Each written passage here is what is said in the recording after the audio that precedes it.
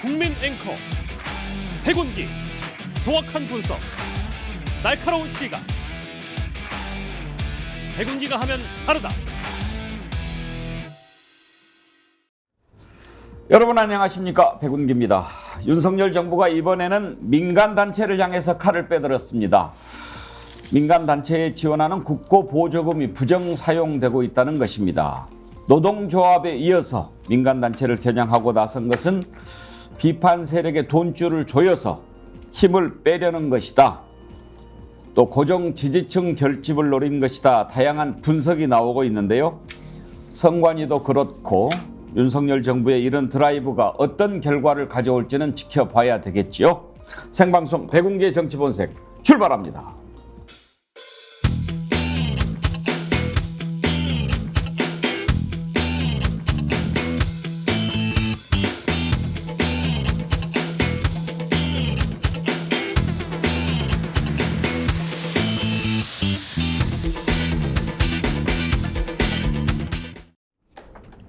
자타가 공인하는 대한민국 최고 패널 4분 나오셨습니다. 정기람 조선대 개건교수, 양문석 언론학 박사, 최수영 메시지 컨설턴트, 남영희 민주연구원 부원장 함께합니다. 어서 오십시오. 안녕하십니까. 네, 아주 중요한 말씀을 하셨습니다. 자타가 공인하는 대한민국 최고의 패널이라고 백운기 앵커께서 말씀하셨습니다. 이거는 학설입니다. 제가 그렇게 얘기하지 자칭 대한민국 최고 패널 이렇게 얘기할 수 있겠습니까? 아니 이 갑자기 왜 이래? 이 진정성이 뚝 떨어지는 저 발언은 또 뭐예요? 오늘 하루 쉬고 연휴 계속하는 분들도 좀 많으신 것 같더라고요. 그러죠. 내일이 이제 현충일 휴일이니까. 차가 많이 오다 보니까 좀 조금 예전보다 뜸해요. 확실히 나가신 분이 많고 어떻게 보면 오늘 이번 연휴가 이제 연휴 그동안 5월 어린이날 연휴 또 6월 현충일 연휴 이렇게 징검다리로 있고 이제 또 지나면 이제 더워지고 휴가철 되고 그러니까요. 네. 예. 참 답답하죠. 이럴 때 정기나 뭐 좀 말을 받아줘야 앵커가 덜 불편하거나 남영이 받아줘야 지금 받으려고 하는데 또 말씀이 있으셔서 잡았습니다. 참 이상. 이러면 앵커 완전히 그 물미기는 거거든요. 저는 양문석 박사가 계셔서 언제나 힘이 납니다. 월요일은 특히 그렇습니다. 네, 여러분의 댓글 참여도 기다리고 있습니다. 유튜브 실시간 댓글 참여해 주시면 소개해드리고 매일 2분씩 선정해서 자연주의 화장품 글램모에서 드리는 선크림 아이크림 세트 보내드립니다. 선정되신 분들은 스픽스 이메일로 닉네임과 성함, 주소, 전화번호를 남겨주시기 바랍니다. 그리고 주변에 스픽스 백운기의 정치본색 널리 알려주시고요. 구독도 권유해 주십시오. 정어리 때 100만 운동 펼치고 있습니다. 함께해서 깨어있는 100만 정어리 만듭시다. 진실과 상식이 통하는 세상에 더 빨리 다가갈 수 있습니다. 지금 벌써 3,000명이 접속해 계신데요. 엉겅퀴님, 나이 많은 정어리도 괜찮은가요? 대환영입니다. 들어오셔가지고 정어리 많이 늘려주시고 또 좋은 지혜, 좋은 댓글 남겨주시면 우리 정어리들 힘이 날 겁니다. 또 스픽스 글래무어가 함께 드리는 선크림 세트도 많이 구입해서 주변에 나눠주시면 기쁨이 배가 되고 스픽스 힘이 된다는 것도 말씀드립니다.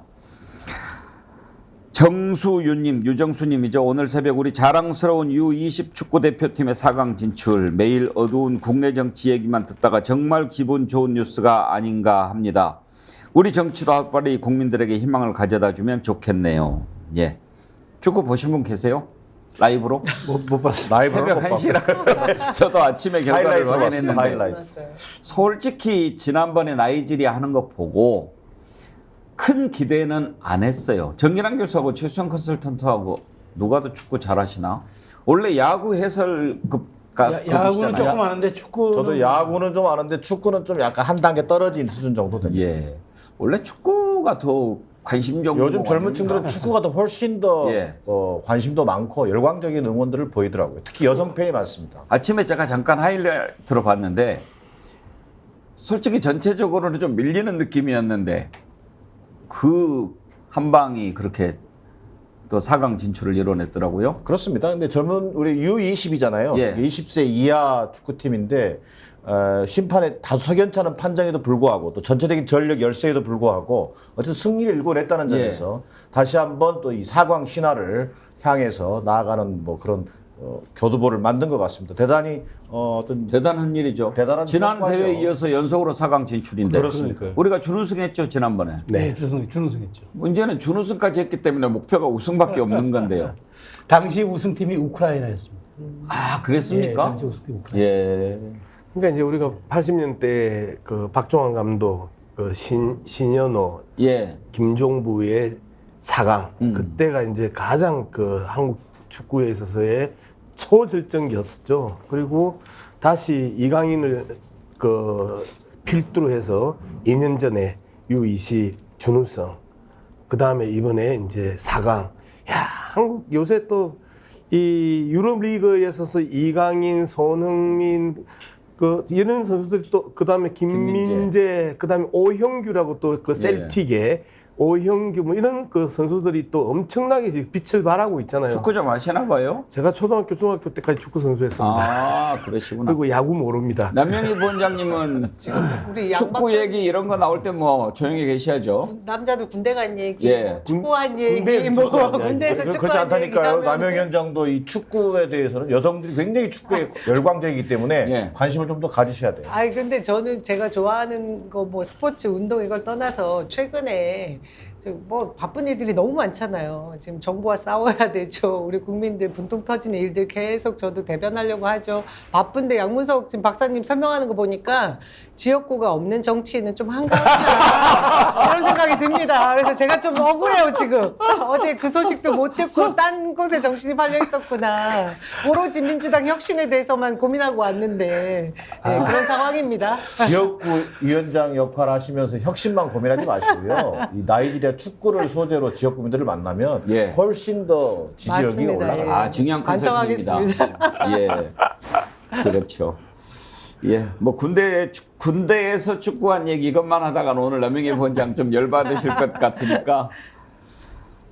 자, 근데 예, 지난 진도 안 나가요? 지난 이 16강하고 이번 8강이 그 두 분 다 그 이 수비수가 헤딩골을 예, 넣은 거잖아요. 똑같은 궤적에 똑같은 골이야. 그죠? 맞습니다. 위치도 네. 거의 유사했었고요.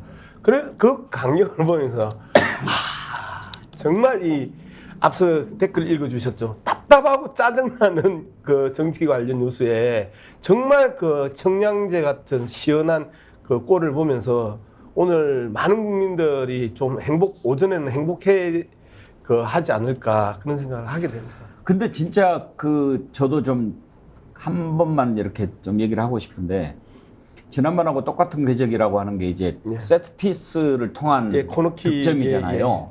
그걸 보면서 얼마나 훈련이 중요한가. 네. 이 앞번 월드컵 때요. 우리가 세트 피스로 골을 거의 못 넣었어요. 네. 코너킥을 열 몇 번이나 하는데도 한 골도 못 넣었을 때는 네. 정말 좀 열불나더라고요. 근데 이번에 탁탁 그렇게 세트피스 훈련한 그런 걸 그대로 적용하는 거 보니까 참 보기가 좋았어요. 김원중 감독이 유럽에서 그 이 청소년 대표팀 맡기 직전까지 이제 유럽 그 프로리그에서 이제 코치를 오랫동안 했고요. 김원중 감독이 고등학교 때 처음으로 청소년 대회에 나갔었을 때 했던 이야기가 있습니다. 다리가 안 떨리더라, 안 떨어지더라, 떨렸어. 예. 그러니까 국제 경기에 경험이 없는 20대 이하의 축구 선수들을 데리고 저 정도로 싸워내는 거는 정말 김원중 감독의 탁월한 리더십 아니냐. 그리고 철저한 그 조직적이고 체계화되고 과학적인 훈련의 그 결과 아니냐. 저는 그렇게 생각합니다. 예. 한마디만 첨언하면은 김은정 감독의 별명이 샤프인데 말 그대로 완샷 완킬입니다. 야. 세트피스가 사실은 완샷 완킬을 노리는 건데 그 전략 그대로 맞아 떨어진 거죠. 그러니까 저격수네. 예, 저격수입니다. 가을이님 축구 이겨도 별로 재미가 없습니다. 어느 한 인간 때문에 삶의 의미를 잃었습니다. 뭐 안 좋은 분이 계신가 본데요. 예. 윤석열 대통령이 지난번에 노조에 대해서 상당히 강한 대응 시사한 뒤로 지지율이 좀 올랐지요.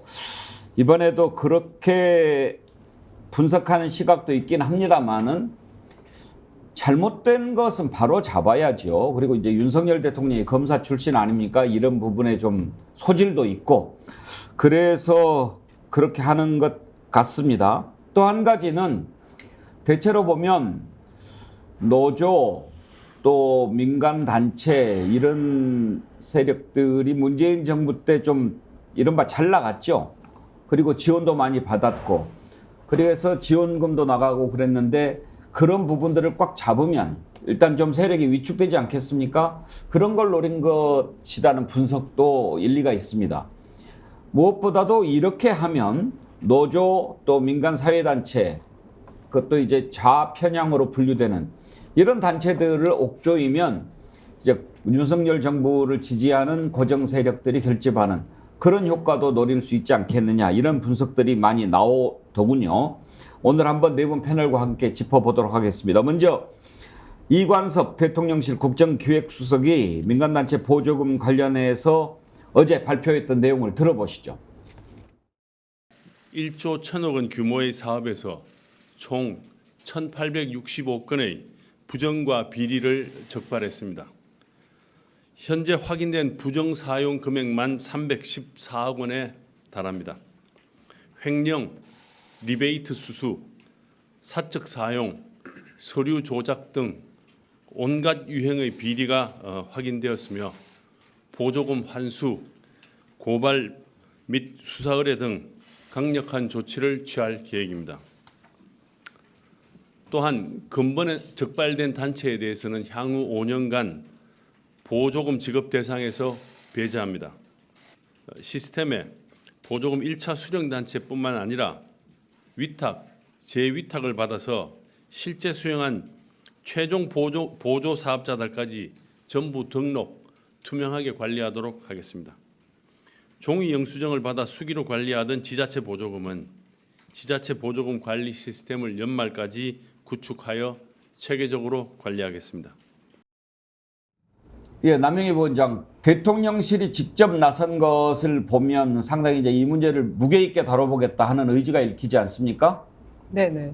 아까 앵커님께서 설명해 주셨지만 이번에 뭐 어쨌든 부패한 어떤 시민단체들을 뭐 때려서 또 노조를 때려잡고 대통령 지지율을 올렸던 그 상황을 재현하고 싶었던 욕심이 있었던 것 같습니다. 근데 이 언론의 보도 행태나 지금 대통령실 관계자의 말을 보면 저희가 이렇게 문제를 좀 지적하지 않을 수 없는 부분이 있는데요. 민간단체, 비영리 민간단체 부분의 보조금, 국고 보조금에 관련돼 있는 것을 수사 의뢰했고 그것에 대한 결과 발표를 하면서 마치 시민단체 전체가 부정한 돈을 쓴 것처럼 표현을 많이 했어요. 저는 이 부분이 굉장히 문제라고 생각하고요. 또 민간단체에 그 투입된 돈들이 지난 정부에서 뭐 2조 이상이 늘어났는데 수수방관했다. 회계에 대한 투명성은 뭐 완전히 후퇴한 것처럼 지금 매도하고 있는 상황이 문제라고 생각합니다.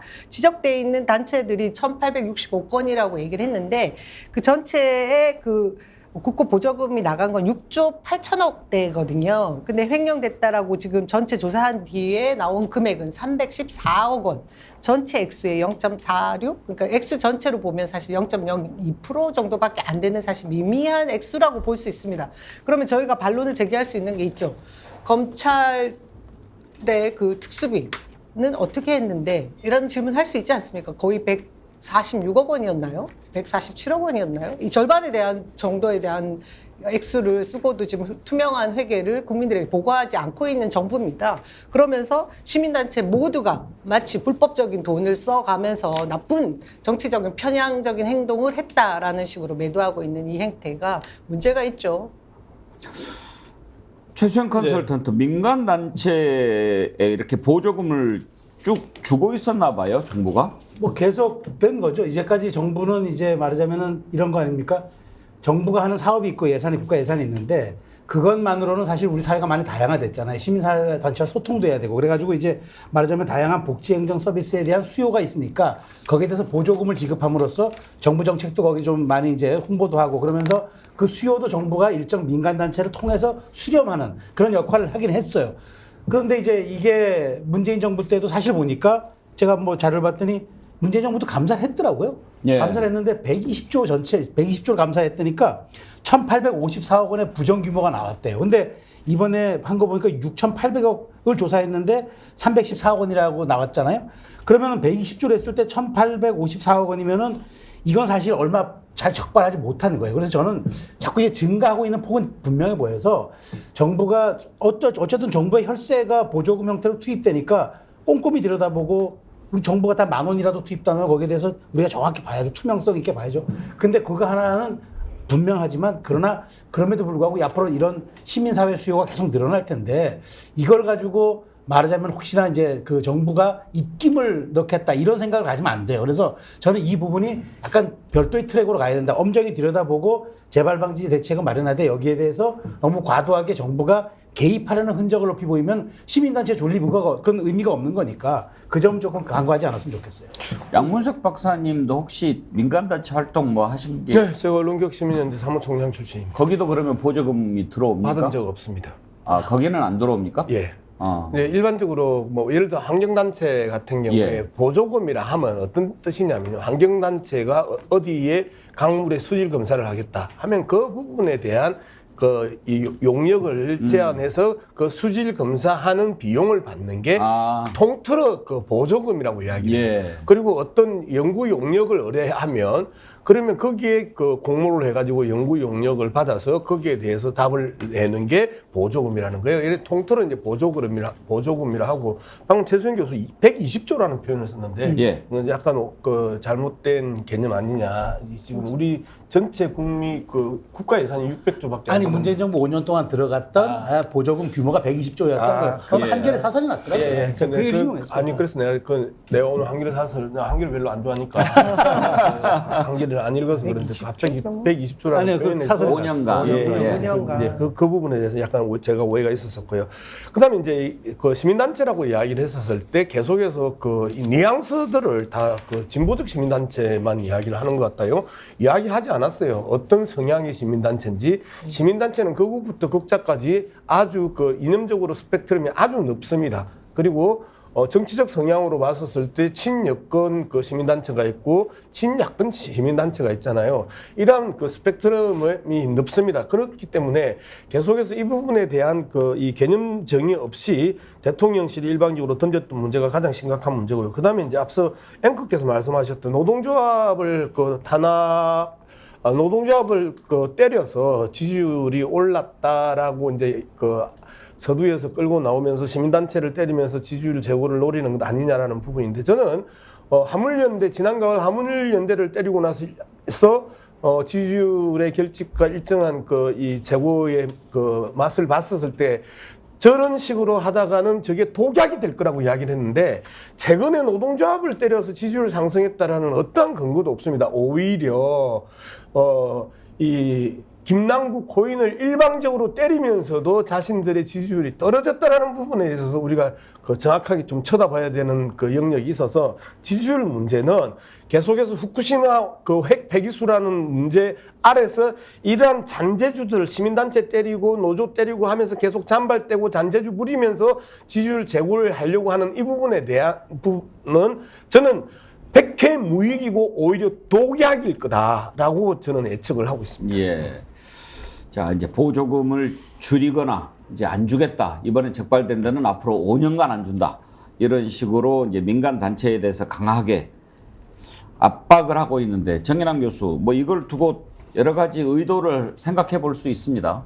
우선 당장 생각해 볼 수 있는 게 내년 총선 앞두고 노조, 예. 시민단체 이런 것들이 결국은 옥죄기를 통해서 뭔가 좀 정치적으로 지지층 결집 또 그다음에 이 상대 진영을 소위 좀 더 터부시하게 만드는 부정적으로 묘사하는 뭐 이렇게 끌고 가려는 의도라고 생각해 볼 수 있을 것 같습니다. 그리고 또 근본적으로는요. 저는 정부 여당이 민간단체, 시민사회를 정상화시키겠다는 발상 자체가 대단히 본말이 전도된 거다. 그리고 시대착오적인 발상으로 보여집니다. 실제로 일부 단체의 이런 어떤 부정행위는 정말 우리가 다 여기서 있는 네 편을 다 엄단해야 한다고 생각합니다. 부정행위라든가 보조금 허투루 쓰는 일은 막아야 되죠. 예. 그렇다고 해서 일부 단체의 부정행위가 있다고 해서 보조금 규모 자체를 가지고 이것을 뭐 축소한다든지 또 시민단체를 옥죄려고 하는 의도로 나아간다면 저는 이건 민주주의 발전에 역행하는 거다. 그리고 시민사회 역할이라고 하는 것에 대한 이해가 전혀 이 정부에는 없는 거다. 실제로 윤석열 대통령의 그 워딩에도 나옵니다만 시민단체 노조는 일종의 이권 카르텔 뭐 이런 어떤 등식에 입각해서 지금 바라보고 있는 것 아닌가. 그런 면에서 대단히 위험한 어떤 지금 조처다라고 하는 것을 지적할 수밖에 없고요. 두 번째는 이게 문재인 정부 탓을 합니다만 문재인 정부 때도 뭐 보조금 문제가 있었죠. 그러나 이것은 시민단체의 어떤 보조금 집행 관행이라든가 이런 것들을 좀 이번 기회에 좀 반드시 개선할 필요는 저는 있다고 보여집니다. 제도 개선과는 별개로 정치적 의도를 드러내면 드러낼수록 보수 강경층의 지지층 결집은 뭐 어느 정도 도움이 될지는 모르겠지만 전 국민의 어떤 지지를 끌어내는 데 있어서는 한계를 볼 수밖에 없다라는 게 제 판단입니다. 유럽 같은 경우에는 특히 이제 프랑스를 중심으로 해가지고 지원은 하되 간섭은 없다가 이제 기본적인 시민사회나 문화 영역에 있어서의 기본 원칙이잖아요.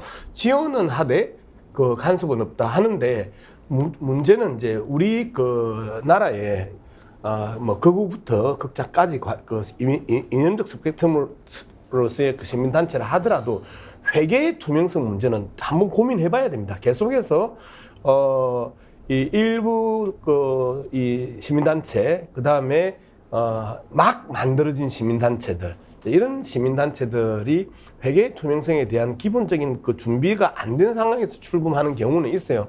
근데 이런 부분을 가지고 시민단체 전체를 부도덕한 집단으로 부조리한 집단으로 정치적 공세를 펼치고 있는 대통령실의 태도가 참으로 못마땅하지만 또한 시민단체도 그 부분에 대해서 고민을 할 필요는 있다는 부분까지 이야기를 하고 싶습니다. 예. 양 박사님 말씀 100% 동의하는데요.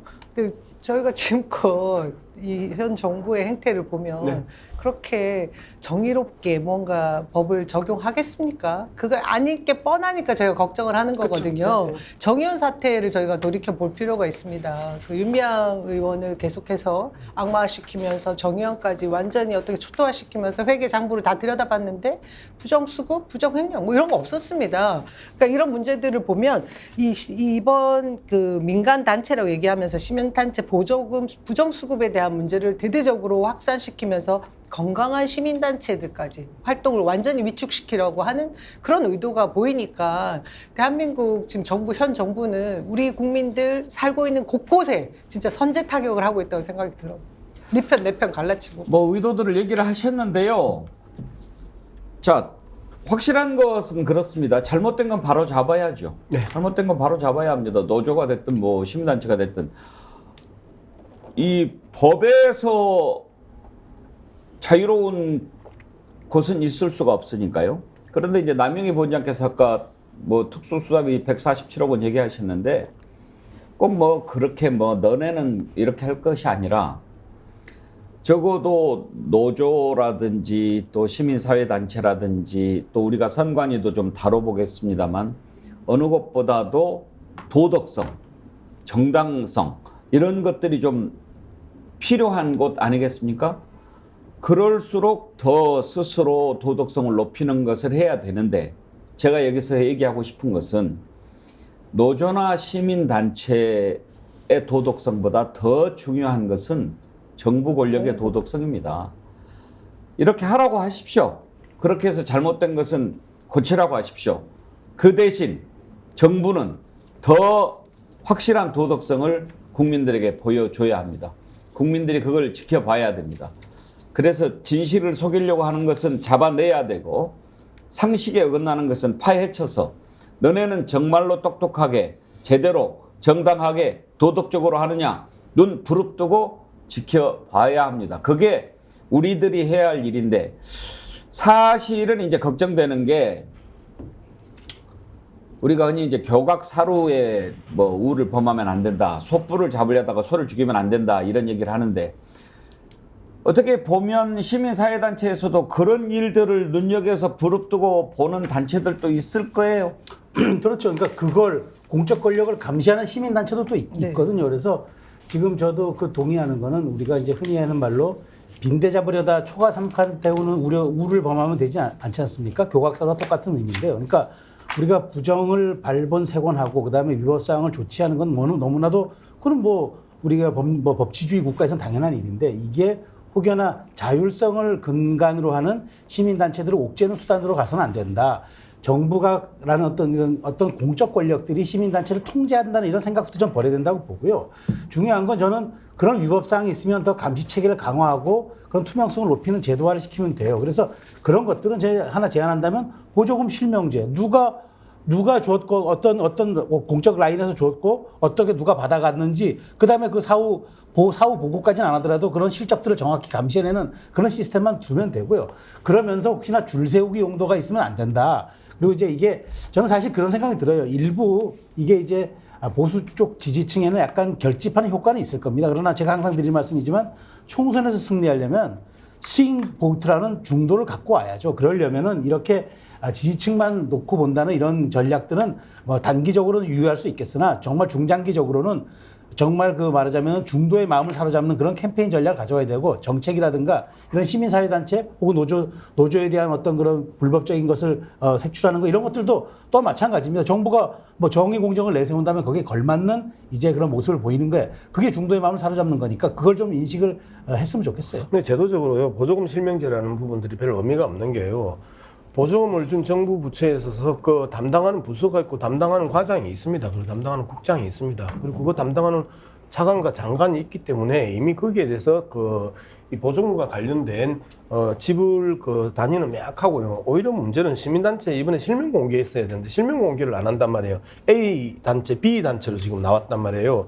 도대체 지금 여기에서 앞서도 제가 말씀드렸던 것처럼 시민단체 스펙트럼은 이념적으로 거구에서 극자까지 다양하게 퍼뜨려져 있는데 지금 때리고 있는 시민단체가 누구냐라는 거예요.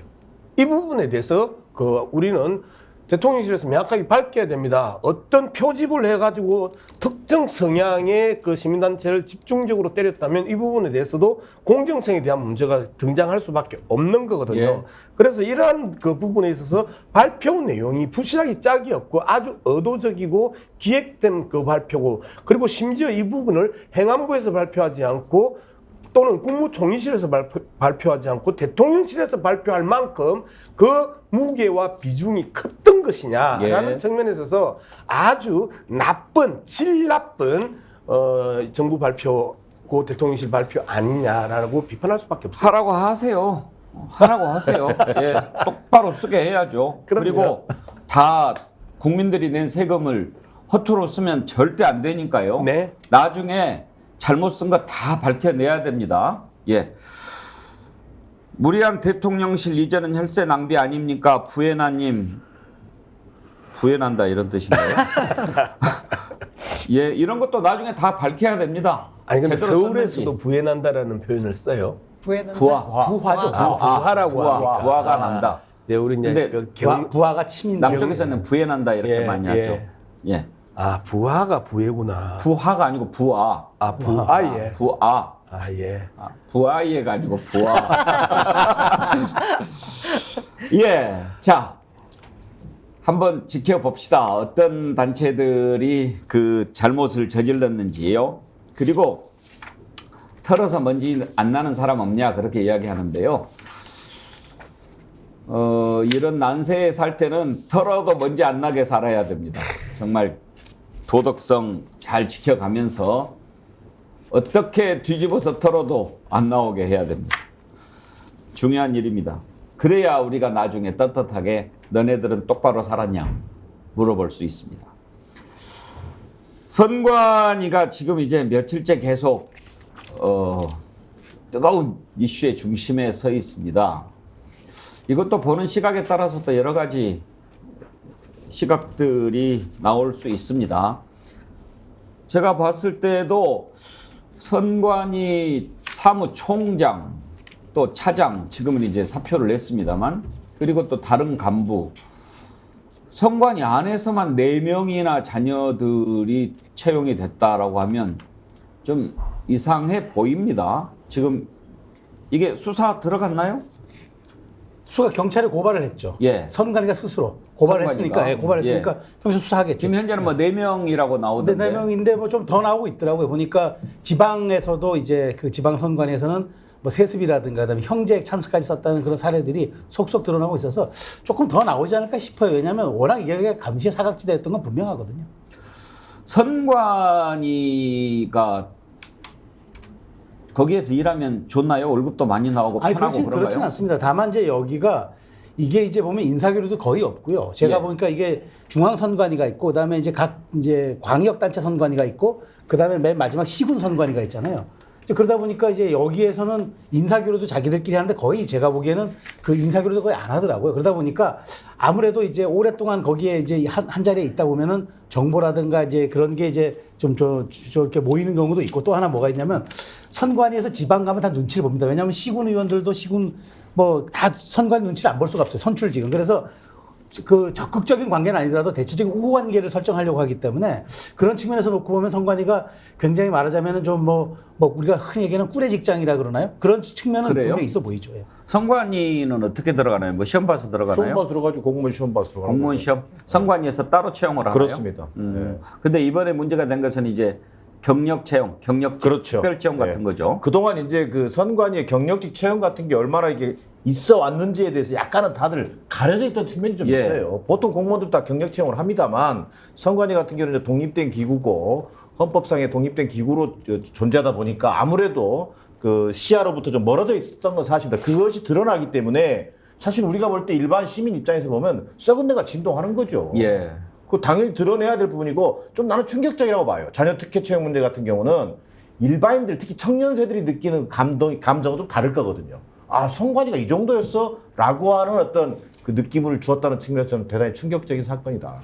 여기 계신 네 분들 다 선거 출마해 본 경험이 있으신 분들인데 양문석 박사님, 선관위가 이렇게 선거 나서서 이렇게 하고 그러는 사람들한테는 되게 무서운 기관입니까? 그렇죠.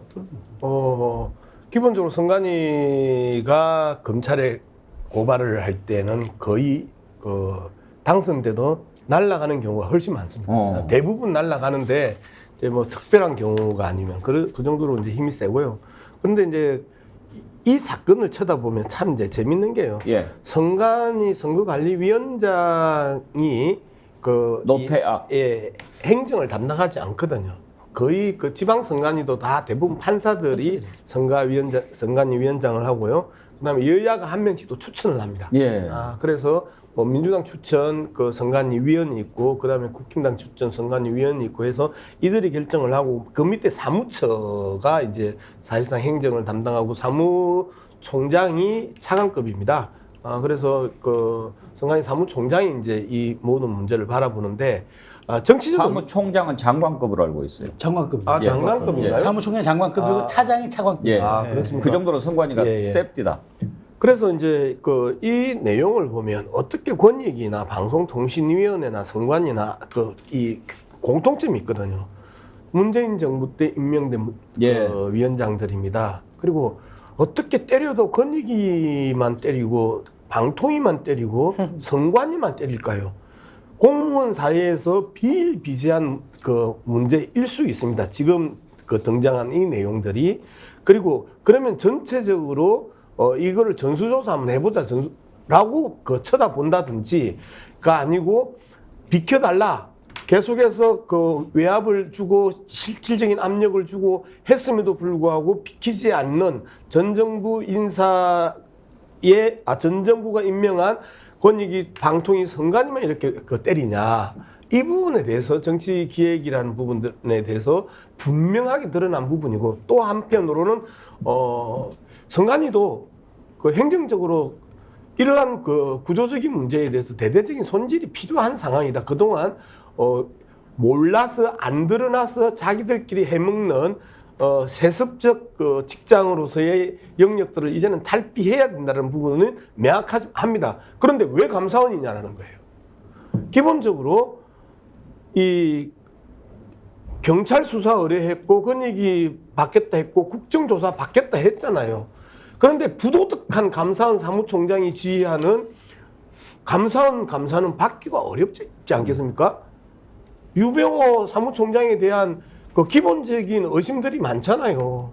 뭐 더 이상 이야기하면 말 길어진다고 욕될까 싶어서. 하라고 하시라니까요. 잘못된 거는 바로 잡아야 된다니까요. 근데 또 여기도 잘못한 거 있으면 우리가 또 이제 봐야 되니까. 근데 아무튼 선관위라고 하는 그 조직이 있고 거기 직장에 뭔가 석연치 않은 방법으로 들어갔다. 거기에 아버지가 근무하고 있다. 그러면 좀 문제가 있을 수 있어요. 그런 시각이 있을 수 있어요. 문제 있죠. 따져봐야죠. 예. 실제로 선관위는요, 이게 선관위만 뭐 예를 들어 타겟을 했다든가, 선관위의 또 방통이라든가 이런 특정한 어떤 그 타겟팅했던 하겠다는 의도, 이것에 대해서 그 평가는 또 변론을 치더라도 우선 국민 신뢰라고 하는 관점에서 바닥이 된 거예요. 자녀 특히 채용 의혹은 무슨 말로도 이렇게 설명할 방법이 없어요. 자, 그러니까 지금 내놓던 것처럼 국회, 권익위 또는 뭐 검찰, 경찰 수사, 저는 적극 협조한다고 봅니다. 그 방식으로 가야 돼요. 그다음 두 번째, 그럼에도 불구하고 선관위 내부적으로는 폐쇄적인 이런 구조, 또 그릇된 인사 관행, 어쨌든 쇄신책을 내놔야 될 거 아닙니까? 그다음 선관위원장 저는 마찬가지입니다. 노태학 선관위원장 개인적으로 노태강 전 문체부 국장의 동생이에요. 그러니까요. 예. 근데 이 대법관인데 이 선관위원장도 나름대로의 쇄신책도 내놓고 또 본인이 가지고 있는 거치 문제, 이 정치적 문제, 도의적 책임이 있는 거예요. 이 문제에 대해서 수장으로서 또는 역할을 저는 할 때가 되면 저는 해야 한다는 입장입니다. 그런 차원에서 이 감사원의 어떤 헌법기관인 선관위에 대한 감사는 저는 논리적으로 맞지도 않고 정치적 의도를 가지고 있다고 하는 측면에 당연히 비판합니다만, 선관위가 국민들 앞에 신뢰를 회복하기 위한 조처에 대해서는 머뭇머뭇해서는 안 된다라고 예. 하는 게 제 생각입니다. 지금 말씀하신 대로 현재 노태학 중앙선거관리위원장이 노태강 전 문체부 차관의 동생입니다. 최수영 컨설턴트가 잘 아실 텐데 노태강 차관이 아마 박근혜 대통령 정부 때 최순실 정유라 뭐 이 사태 때 예. 박근혜 전 대통령 그때 당시 대통령이 참 나쁜 사람 뭐 네. 이렇게 이야기했던 게 기억이 그때 나요. 이제 나중에 이제 드러난 사실에 따르면은 이제 당시 노태강 이제 전 차관이 그 당시 체육국장이었는데 이제 승마협회를 좀 감사해라라는 지시에 따라 감사했는데 아마 그 보고서를 쓴 것이 이제 말하자면 이제 그 당시 여권 그러니까 대통령 측근들의 그룹에는 그게 이제 눈에 좀 차지 않아서 거기에 대해서 이제 그 아마 나중에 진술은 뭐 자기 노태강 차관은 왜 턱 찍어서 이렇게 감사하라는 이런 이례적인 게 있어서 자기가 좀 여러 가지 좀 의아했다 뭐 이런 진술도 했는데 어쨌든 그때 참 나쁜 사람으로 지목돼서 좌천됐다가 문재인 정부 들어서 2차관으로 복직된 사례가 있었던 분이 바로 친형인 건 맞습니다. 그러니까 뭐 형제간이라고 그래서 꼭 뭐 같다 이렇게 볼 수는 없겠지만 아무튼 뭐 이제 그 형제가 아니고 또 뭐 현 정부 추천의 대법관은 아니니까 뭐 혹시라도 민주당에 유리하게 이렇게 판단하지 않겠느냐 그런 생각을 좀 가지고 있는 것 같습니다. 국민의힘의 김기현 대표도 무슨 동업관계인가요? 그렇게 얘기를 하던데 한번 들어보시죠. 노태학 위원장의 사퇴 촉구와 감사원 감사 요구에 대해 민주당은 독립기관 흔들기라며 선관위를 두둔하고 있는데 선관위와 민주당의 이해관계가 맞아떨어진 것은 아닌지 하는 합리적 의심을 가질 수밖에 없습니다. 선관위 고위직들이 이토록 겁도 없이 과감하게 고용 세습을 저지를 수 있었던 이유가 민주당과 공생적 동업 관계를 형성했기 때문은 아닌지 하는 의심이 됩니다. 선관위가 주요 선거 때마다 민주당에 유리하도록 편파적 해석을 했던 사례가 많았다는 점은 선관위와 민주당의 공생적 동업 관계를 더욱 확신하게 하고 있습니다. 자, 공생적 동업 관계 이런 표현을 김기현 대표가 썼는데요. 남영희 부원장 실제로 이렇게 좀 민주당에 유리하게 편파적으로 해석했던 사례들이 있었습니까? 지금 김기현 대표의 저 발언이 굉장히 하수 중에 하수인 것 같아요. 지금 이 감사원에서 선관위 부족 특혜 의혹에 대한 부분을 감사하겠다고 나온 이 부분들을 왜 했는지에 대한 명분, 그 이유를 김기현 대표 스스로 지금 얘기하고 있어요. 굳이 저렇게까지 노골적으로 얘기 안 해도 많은 분들이 아, 선관위 이제 총선 앞두고 길들이기 하는구나 느끼는데 지금 완전히 민주당에 편들어 있으니 한 팬이 우리가 칠 거야 이거 보여주는 거 아니에요. 이게 얼마나 멍청한 얘기인지 모르겠습니다. 저는 근데 실제로 제가 지난 선거 총선을 치러봤지 않습니까? 그리고 많은 선거를 돕고 했는데 선관위는 선거를 관리하기 위한 위원회인지 선거를 방해하기 위한 위원회인지 저 진짜 맨날 그것이 궁금했던 사람 중에 하나예요. 그래서 이 선관위가 가지고 있는 이 거대한 힘에 대해서 어떤 그 행정기구든 뭐 입법기관이든 제대로 견제하지 못한다라는 문제점을 가지고 있어서 저는 사실 선관위 무용론자 중에 한 명입니다. 그럼에도 불구하고 이번에 불법 뭐 자녀 채용 문제에 대한 얘기가 나왔을 때 감사원에서 이것을 감사하겠다? 이건 또 아니라고 생각을 합니다. 이 감사원이 지금 정치적 기구로 완전히 전락하지 않았어요? 이런 감사원에다가 뭐 생선한테 이제 고양이한테 생선을 맡기는 격이 되는 상황을 저희가 용인할 수 없다라는 거고요. 그러면 김기현 대표 말대로라면 국민의 힘 편들어주는 선관위로 거듭나면 개혁이 됐다. 성에 차겠다 이야기밖에 되지 않지 않습니까? 지금 대한민국 전체적으로 지금 법이 농락당하고 있는 것 같습니다. 양문석 박사, 우리가 아까 그 축구 얘기하면서 나이지리아 뭐 좀 편파적 판정을 했다 이런 얘기를 했는데 국민의힘은 지금 선관위가 말하자면 축구로 따지면 심판 아닙니까? 네. 근데 심판을 좀 편파적으로 보고 있다 이런 생각을 갖고 있는 것 같습니다. 예, 편파적으로 그 해석한 사례를 김기현 대표가 좀 들어줬으면 좋겠어요. 그 좀 내놔야죠. 저희들이 이제까지 아니면 선관위가 이걸 좀 뭐 명예훼손이나 이런 걸로 고소할 수 있는 거 아닙니까? 예, 이제 오랫동안 정치 평론을 해온 입장에서 선관위가 특정 사례에 대해서 편파적으로 판단했다고 한 내용이 이슈가 된 적이 저는 과문 하나 기억이 없어요. 그래서 김기현 대표는 편파적 해석에 대한 부분에 대한 그 사례를 좀 내놔야 되고요. 그다음에 지금 이제 그 헌법기관 5개 중에 선관위, 감사원이 헌법기관이잖아요. 그리고 이 헌법기관에 있어서의 이 싸움을 계속해서 붙이는데, 자, 나쁜 짓을 했어요. 들킨 죄가 나왔으면 경찰, 그 다음에 권익위, 국정감사, 이 3개 하면 탈탈탈 다 틀리는 거 아닙니까? 왜 굳이 감사원까지 넣어야 되는지에 대해서 이야기를 하면서 선관위와 민주당의 이해관계가 맞아 떨어지다고 표현을 해요. 감사원 감사를 거부하는 부분에 있어서 민주당이 어떤 입장도 낸 적은 없어요. 왜 감사원이 하냐? 감사원이 왜 감사하냐라고 의견을 낸 적이 없어요. 그런데 지레 짐작으로 감사원 감사를 안 받는 선관위를 향해서 이야기를 하니까 이게 뭔가 민주당과, 그러니까 김기현은 그렇게 이야기를 하고 싶은 게 계속 그렇게 이야기하는데, 자, 그럼 감사원 감사 이야기 안 해봅시다. 그러면 권익위에 아예 사무실 차려놓고 감사했죠. 경기도 사무실 차려놓고 감사했죠. 방통위 사무실 차려놓고 감사했던 자들입니다. 그런데 선관위 입장에서 또 감사원이 사무실 차려놓고 감사하라고 허용하고 싶겠어요? 법적 권한도 없고 규정도 없는데?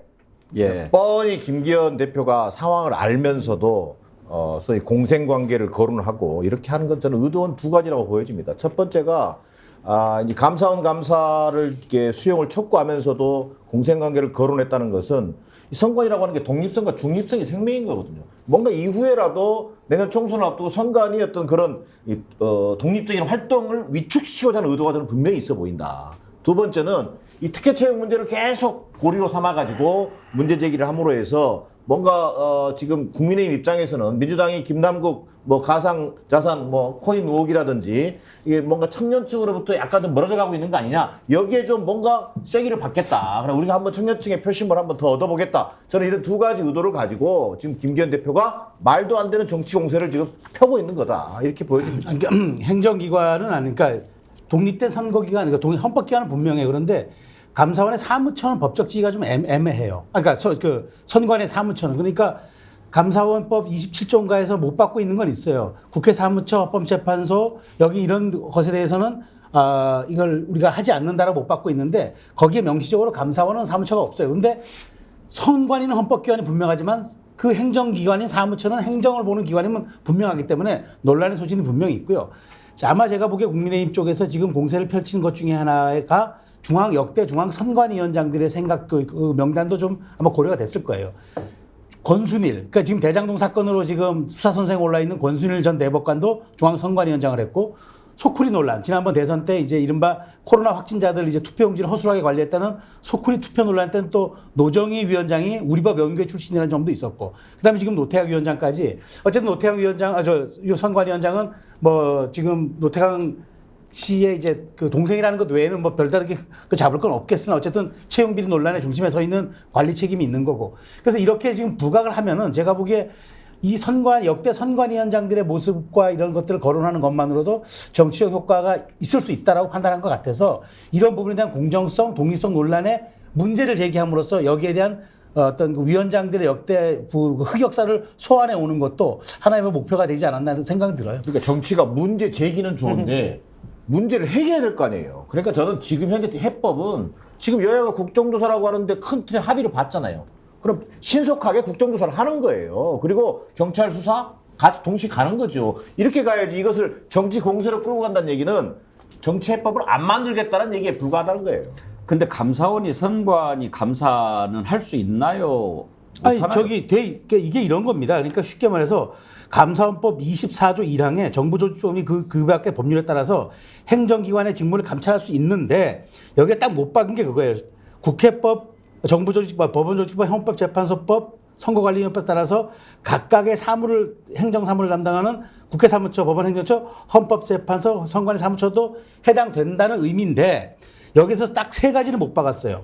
말하자면은 직무감찰 예외 대상으로 국회사무처, 법원행정처, 헌재사무처는 안 된다. 예. 그런데 명시적으로 선관위 사무처는 없어요. 그리고 없으니까 이거에 대한 해석을 두고 헷갈리는 거죠. 없으니까 할 수 있다는 뜻도 되고 없으니까 하면 안 된다는 뜻이다. 이게 지금 헷갈리고 있는 거예요. 근데 이거는 법학자들 사이에서도 논란이 있는 사안입니다. 이 법 말씀하신 대로 언급한 부분도 있는데 사실 선관위의 주장은 국가공무원법 제17조 2항에서 선관위 소속 공무원들 인사에 대한 감사 등은 중앙선관위 사무총장이 하게 돼 있다고 명시되어 있습니다.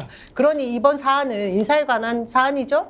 그럼 감사원이 하지 않게 되어 있는 거 아닙니까? 그리고 예외 조항에 들어가 있는 거기 때문에 말씀하신 대로 이 법 조항에 명확하게 명시된 것이 없어요. 그러니까 각자 자의적인 해석을 하고 있는 것이 문제인 거고, 저는 거듭 말씀드리지만 지금 감사원이 독립적 기구라고 얘기하면서 보여주고 있는 그 사무총장, 유병호 사무총장이나 최재해 감사원장 굉장히 정치적인 활동, 대통령실과 직속 관할인 것처럼 보여주는 모습들 계속 보여줘가지고 공수처에 지금 고발되어 있는 상태도 있습니다. 이런 부분들을 보면 선관위에서 우리 독립적인 기구임에도 불구하고 감사원의 어떤 무슨 그 견제를 받을 이유가 하나도 없다라고 주장하는 부분에 오히려 힘이 더 실어질 수 있다고 봅니다. 근데 요건 하나 있어요. 제가 아까 말씀드린 감사원이 감사를 하잖아요. 그럼 감사원의 감사는 행정처리 전반에 대해서 들여다볼 수도 있어요. 그러니까 요렇게 원포인트만 볼 수 있는 게 아니라 감사원 감사라는 성격 자체가 좀 이렇게 좀 폭넓게 보기 때문에 아마 선관 입장에서는 경찰 수사는 딱 이 부분만 이루어질 수 있지만 감사원 감사는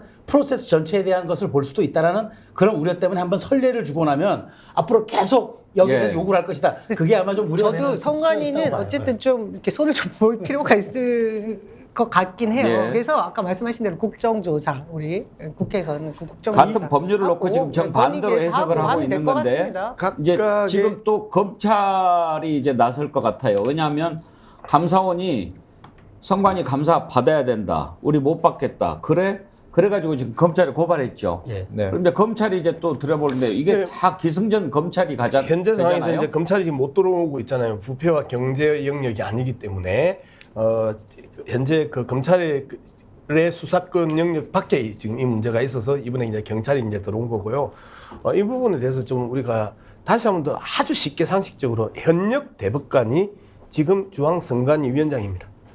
그러면 현역 대법관 입장에서 법대로 정리를 못했다고 하면 이후에 두고 오명이 남겠지요. 그죠?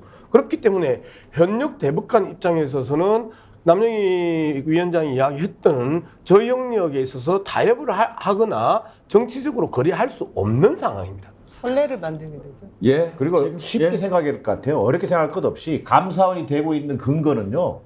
감사원법이에요. 그러나 선관위 얘기하고 있는 헌법이에요. 그러니까 또 얼른 생각해도 감사원법이입니까? 헌법이입니까? 이렇게 저는 설명할 수 있다고 봐요. 실제로 선관위가 1963년도에 설립된 이래로 단 한 번도 감사원 감사를 받은 적이 없어요. 소위 헌법 정신과 그동안의 관례라고 하는 것을 본다면 감사는 명분이 없다. 그렇기 때문에 저는 김기현 대표가 정치 공세로 몰아가는 거예요. 우리 애청자님들은 항상 제가 말씀드리듯이 정치 10단 아닙니까?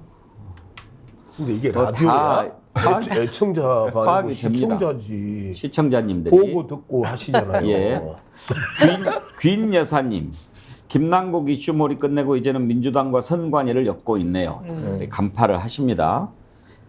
연꽃향님, 언론도 검찰도 감사원도 모두 다 윤석열과 공생관계 이렇게 하셨는데 공생적 동업관계라고 그랬나요? 연꽃향님 날카로운 지적해 주셨는데 글래머에서 드리는 화장품 보내드리도록 하겠습니다. 오늘 또 댓글을 많이 달아주시는데 방금 전에 한마음님이요. 백운기 앵커는 80이신 엄마의 추천으로 알게 되었어요. 그래서 저도 시청하고 있답니다. 대단한 우리 엄마. 몇 달 전에 갑자기 야 TV에서 얼굴 둥글둥글하고 똑 부러지게 설명한 아나운서가 있는데 요즘 안 보인다. 그러시길래 도대체 누구일까 궁금해서 몇 분 사진 보여드렸더니 빙고 백운기 앵커. 제가 얼굴이 좀 둥글둥글하고 그렇습니까? 그렇습니다. 예. 예. 똑 부러지시는 거예요. 저는 얼평을 못합니다. 예, 오랜만에 우리 김기현 국민의힘 대표 봤는데요. 반갑네요. 요즘에 하도 안 보여서 잘 있나 궁금했는데 김기현 대표 나온 김에 요즘에 국민의힘에 뭐 5인회가 있다고 그러는데 이거 한번 좀 살펴봅시다. 이게 다른 데서 나온 것도 아니고 국민의힘 내부에서 나온 얘기가 됐습니다. 이걸 뭐라고 그래야 되나요? 자폭이라고 그래야 되나요? 이용호 의원이 라디오에 출연해서 얘기하다가 실제로 의사결정기구는 따로 있다. 용산? 용산이 아니고 국민의힘 내부에 5인회라는 게 있다. 이렇게 폭로를 했습니다. 한번 들어보시죠. 기본적으로 지금 처음에 김기현 체제가 모양이 좀 이상하게 됐어요. 기대만 못하게 됐고 예. 그 최고위원 회의라고 하는 게 지금 정말로 최고 의사 결정 기구인데 네. 거기에 걸맞느냐? 아하. 혹시 이거 뭐 들러리냐? 사실- 실제로 중요한 핵심 그렇죠. 의사 결정은 다른 데서 하는 거 아니냐? 용산 아니냐? 용산이 아니고 당내에서도 예. 그래서 뭐 5인회가 있다 뭐 이런 얘기도 들리고 당내 5인회가 있다. 뭐 예를 요 들어서 5인회 처음 듣는 얘기인데 5인회 그런 누구죠? 저런 5인회? 얘기들이 있다 보니까 예. 이게 뭐 4천만 원 내고 이게 뭐 가성비가 나오냐? 자, 최수영 컨설턴트한테 한번 물어봅시다. 지금 이제 저 얘기 나온 배경이 이용호 의원한테 당신이 이번에 최고위원 출마할 거냐? 네. 그 얘기 한 거 아니에요? 네. 뭐 낄기 빠빠 이런 표현 쓰더라고요. 낄 때 끼고 네, 빠질 때 빠져야 되는데 지금 뭐 들어가 봐야 최고 의사결정 기구가 최고위원 회의인데 그 역할도 못하고 5인회라는 게 다 알아서 해먹고 또 그거 나가려면 4천만 원 기타금 내야 되는데 본전도 안 나오고 지금 그런 얘기 하는 거잖아요. 그렇죠. 논란이 되니까 어젠가 오늘인가 취소도 했습니다. 그렇죠. 발언을. 네. 뭐 취소한다고 그게 사라집니까? 5인회가 있나요? 제가 전들 어떻게 알겠습니까? 근데 지금 공식 해명 그거잖아요. 예. 5명의 의사결정이 김기현 대표, 뭐 박수영 원장, 그다음에 이철규 사무총장, 그다음에 박성민 부총장, 배현진, 그다음에 뭐 5명 해서 이제 한다 이렇게 얘기했는데 글쎄요, 뭐 이게 지금 저는 뭐 그렇게 한다고 정말 그 5인회라면 논란이 됐겠습니까? 더군다나 이용호 이용호 의원이 기자 출신 아닙니까? 경향신문 기자 출신인데 저분이 그냥 취소했지만 글쎄요, 뭐 정말 아무것도 없는 얘기를 끄집어낸 건지. 근데 정말 저 말씀대로 놓고 보면 가성비가 안 맞으니까 이번에 최고위원 보궐선거하는데 뭐 청년들 지금 못하고 원외위원장 뭐 1명에서 3명인가 결혼다 그러더라고요. 이례적인 상황이죠. 왜냐하면 최고위원회 지금 그렇게 지난번에 들어가려고 그렇게 했는데 이번에 물론 이제 태용호 의원 보궐선거긴 하지만 그럼에도 불구하고 아무런 지원자가 없다는 건 그건 좀 이상하지 않습니까? 나중에 좀 취재 좀 해갖고 오세요. 그래서, 내가 예. 확인해봤더니 5인회가 이렇게 5명이더라. 아유, 그러면 뭐 저는 여기 안 나오고 딴 데 가서 아마 그 얘기를 하라고 사람들이 보도 전문 채널에서 부르겠죠. 근데 안 가겠습니다. 뭔 이야기야 이거. 안 가겠습니다. 골프광님이 아유. 5인회 오늘 이준석 전 대표가 밝히겠다고 하던데요. 정확히는 이준석 전 대표가 5인회 말고 또 뭐 있다. 이거 밝히겠다. 예, 플러스 그렇게 얘기했다고 뭐 그랬죠. 일베 사냥꾼님 5인회 뭐 을사오적 이런 겁니까? 이형진님 5인회 가지가지 하네. 이 당 내에서 뭐 5인회, 7인회 이렇게 나오면 그건 대체로 보면 실체가 있는 겁니다, 정인환 교수님. 나 나중에 보니까. 시간이 지나면 다 실체가 밝혀집니다. 예. 그래서 지금 뭐 5인회, 7인회 이런 논란 자체는 앞서 여러 사람이 얘기했습니다만 저는 결국 이 식물 최고위원 소위 이른바 이 지도부가 제 역할을 못하고 있다는 데서 지금 그런 얘기들이 나올 수밖에 없는 국민의힘의 현 주소를 보여주는 거다. 저는 뭐 제가 뭐 아까 취재 얘기가 나왔습니다. 제가 취재한 바로는요. 예. 이게 세 사람을 정점으로 움직이는 것 같아요. 예. 그게 이른바 지금 그 당선자 비서실장을 지냈던 장제원. 예. 이번에 이제 과방위원장을 맡았죠. 예. 이 사람이 이제 결국은 이 바지 대표를 만들었는데 결정적인 역할을 했고 스피커 역할을 하는 거예요. 예. 그 다음에 지금 사무총장을 맡고 있는 이철규. 예. 이 사람은 이제 경찰 출신이에요. 예. 윤석열 대통령과 별도의 라인을 통해서 사무총장으로 발탁될 만큼 예. 대단히 대단히 윤석열 대통령과 막역한 어떤 관계로 알려져 있단 말이에요. 예. 그 다음 한 사람이 박성민 전 지금 현재 전략기획부총장입니다. 이 사람도 굉장히 또 술친구예요. 그러니까 보니까 두 사람의 공통점은 술친구입니다. 왜 제가 웃는지 아십니까? 왜 웃었습니까? 야, 3인 안에도 김기현 대표가 안 들어가네. 물론 그렇죠. 거기에 김기현이나 누른 빼놓는 것이고 결국은 5인회에는 들어갑니까? 5인회도 안 들어가죠. 그러니까 그래요? 이 세 사람이 중심으로 해서 두 사람이 들어오면 5인회가 되는 것이고 좀 숫자가 넓혀져서 수석 대변인까지 들어오면 뭐 7인회가 되는 것이고 저는 지금 이렇게 되고 있다라고 하는 게 지금 여권을 출입하고 있는 일선 기자들의 판단입니다. 잠깐만요. 제가 궁금해서. 그러면 지금 이제 말씀하신 장제원, 이철규, 박성민 이 세 사람이 완전 코어네. 그렇습니다. 예, 세 사람이 핵심이고. 그리고 이제 5인회라고 하면은 거기에 2명이 끼워져야 되는데 되게 누가 얘기가 나옵니까? 그게 이제 지금 언론에서 얘기되는 것처럼 박대출 정책위 의장, 예, 예. 그다음에 뭐 배현진, 조직부총장. 왜 조직부총장도 나중에 총선 앞두고 뭐 예를 들면 당무감사라든가 이런 거 할 때 중요한 역할을 해야 되기 때문에 이런 사람이 둘이 들어오면 5인회가 되는 것이고. 아니 김기현 대표는 어디 갔냐고요? 김기현 대표는 그냥 명목상 대표니까 그 5인회 추진에는 안 들어가는 거죠. 그럼 이 5인회 추진은 김기현 대표를 위한 5인회 추진회가 아니라 예. 윤석열 대통령을 위한 용산 대통령실의 의중을 반영하고 관철시켜내는 5인회 추진회인 거죠. 그럼 김기현 대표가 화가 난 것은 5인회에 자기가 안 들어갔다고 화가 난 거예요? 글쎄 그건 김기현 대표만이 알겠죠. 근데 그 김기현 대표가 아무리 존재감이 없다 한들 그래도 대표인데 예. 그래도 여기에 그래도 당연히 들어가겠죠. 저는 그게 상식인데 안 들어간다는 거 정기남 아닙니까? 교수님의 의견에 저는 동의하기 어렵습니다. 당연히 뭐 5인회든 7인회든 뭐 있는지 없는지 모르겠지만 있다면 들어가겠지. 아니 명색이 손출지 대표가 안 들어가면 누가 들어갑니까? 저는 최수영 교수의 정기남 교수의 이야기에 동의하기 어렵다는 데 동의하기 어려워요. 왜 그러냐면 당대표는 사무총장은 당대표가 임명을 해야 되거든. 사무총장이 그 당무 영역에 있어서 탑이고 실무의 탑이고 집행부의 탑인데 자기가 이철규를 그 픽업을 못했잖아요. 즉 김기현과 이철규의 관계는 정치사적으로 봐도 없어요. 지역적으로도 없어요. 그런 측면에 있어서 이철규를 통제하지 못하는 당대표 아니에요.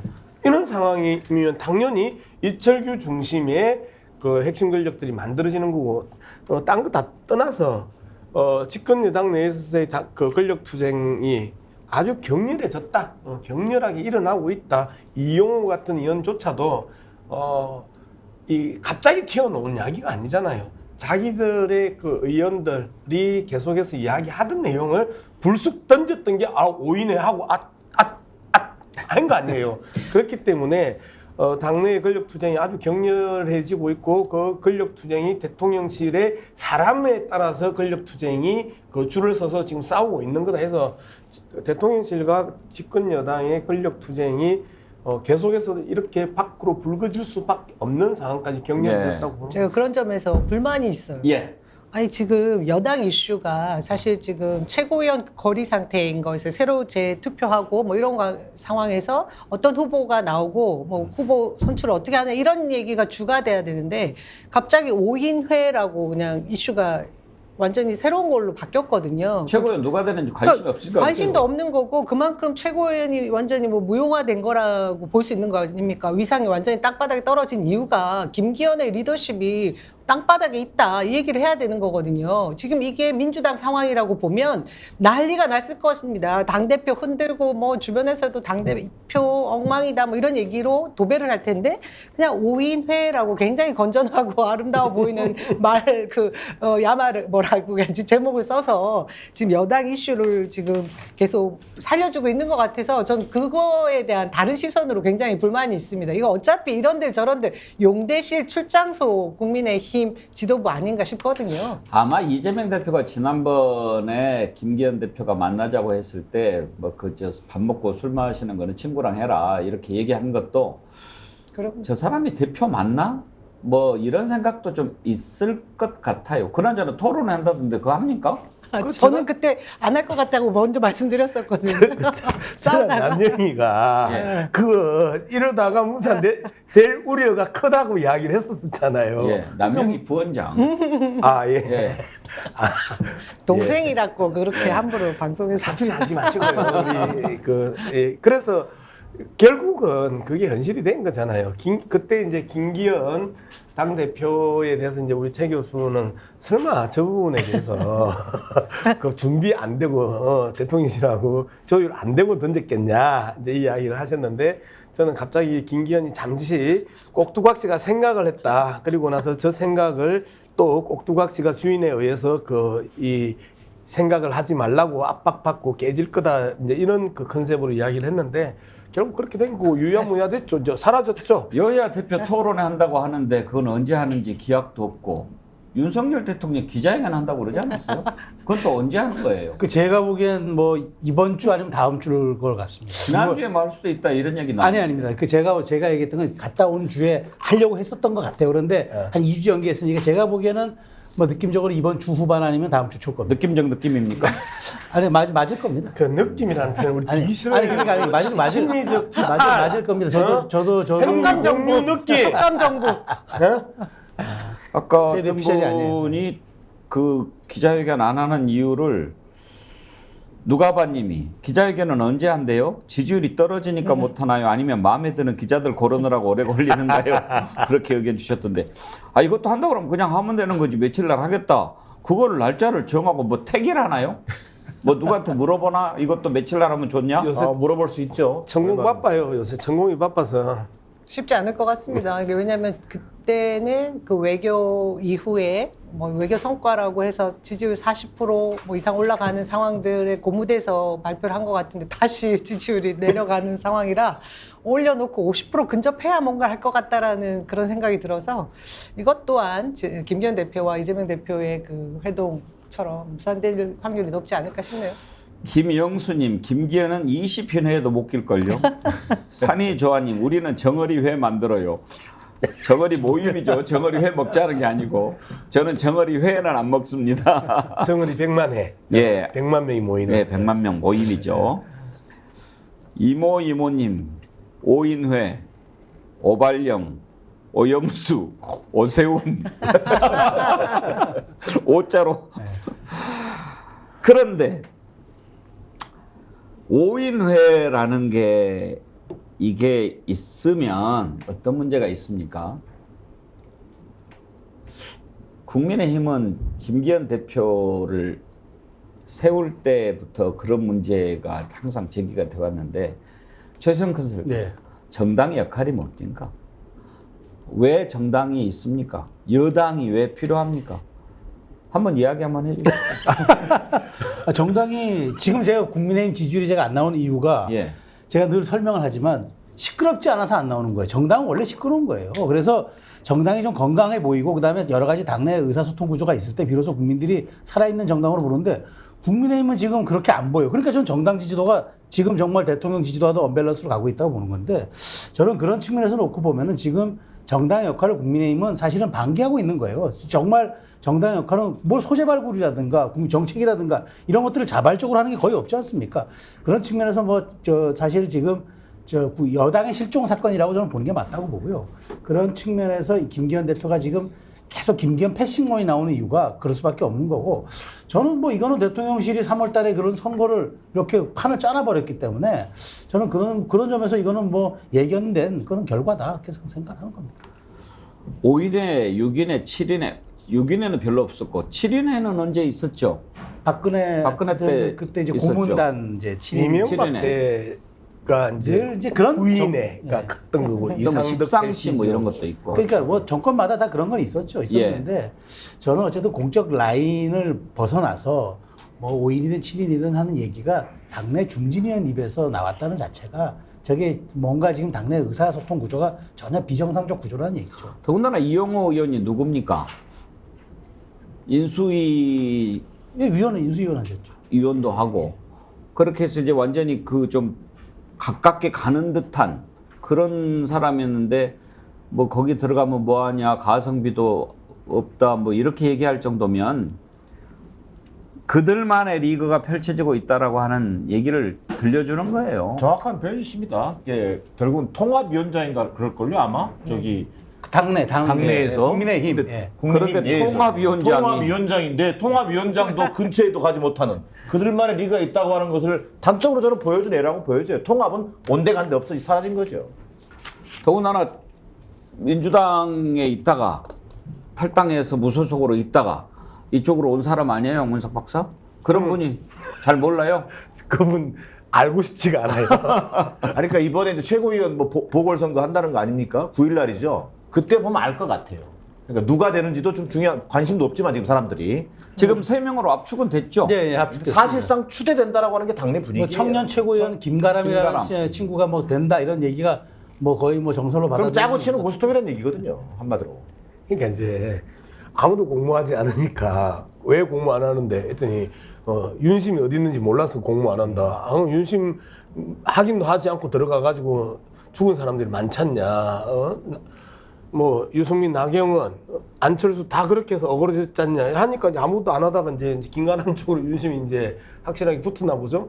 난 몰라서. 아니 그게 제 얘기는 김가람이라는 친구가 되는 건 이제 청년 최고위원으로 했다가 떨어진 친구잖아요. 그래서 기왕에 채우는 건 청년으로 좀 채워지면은 여러 가지 측면에서 좀 청년 소구도 낮겠고 그다음에 지난번에 나왔다가 지난번에 떨어졌나요? 떨어졌죠. 지난번에 나도 떨어졌고 청년 최고위원 목수로 나왔다 떨어졌어요. 장해찬한테 떨어졌죠. 그런데 지금은 이제 나와 있으니까 차라리 청년 최고위원 갖다 놓으면은 뭔가 좀 최고위원의 모습도 좀 좋아지고 그다음에 김남국 사태로 인해서 여러 가지 그런 부분에 대한 청년 소구도 좀 낫지 않겠나 그런 전략적 판단이 있다고 합니다.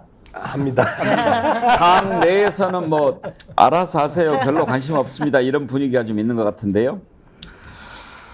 네, 오늘 여러 가지 이슈로 함께 했습니다. 슈퍼챗 보내주신 분들이 많은데 소개를 좀 해드릴까요?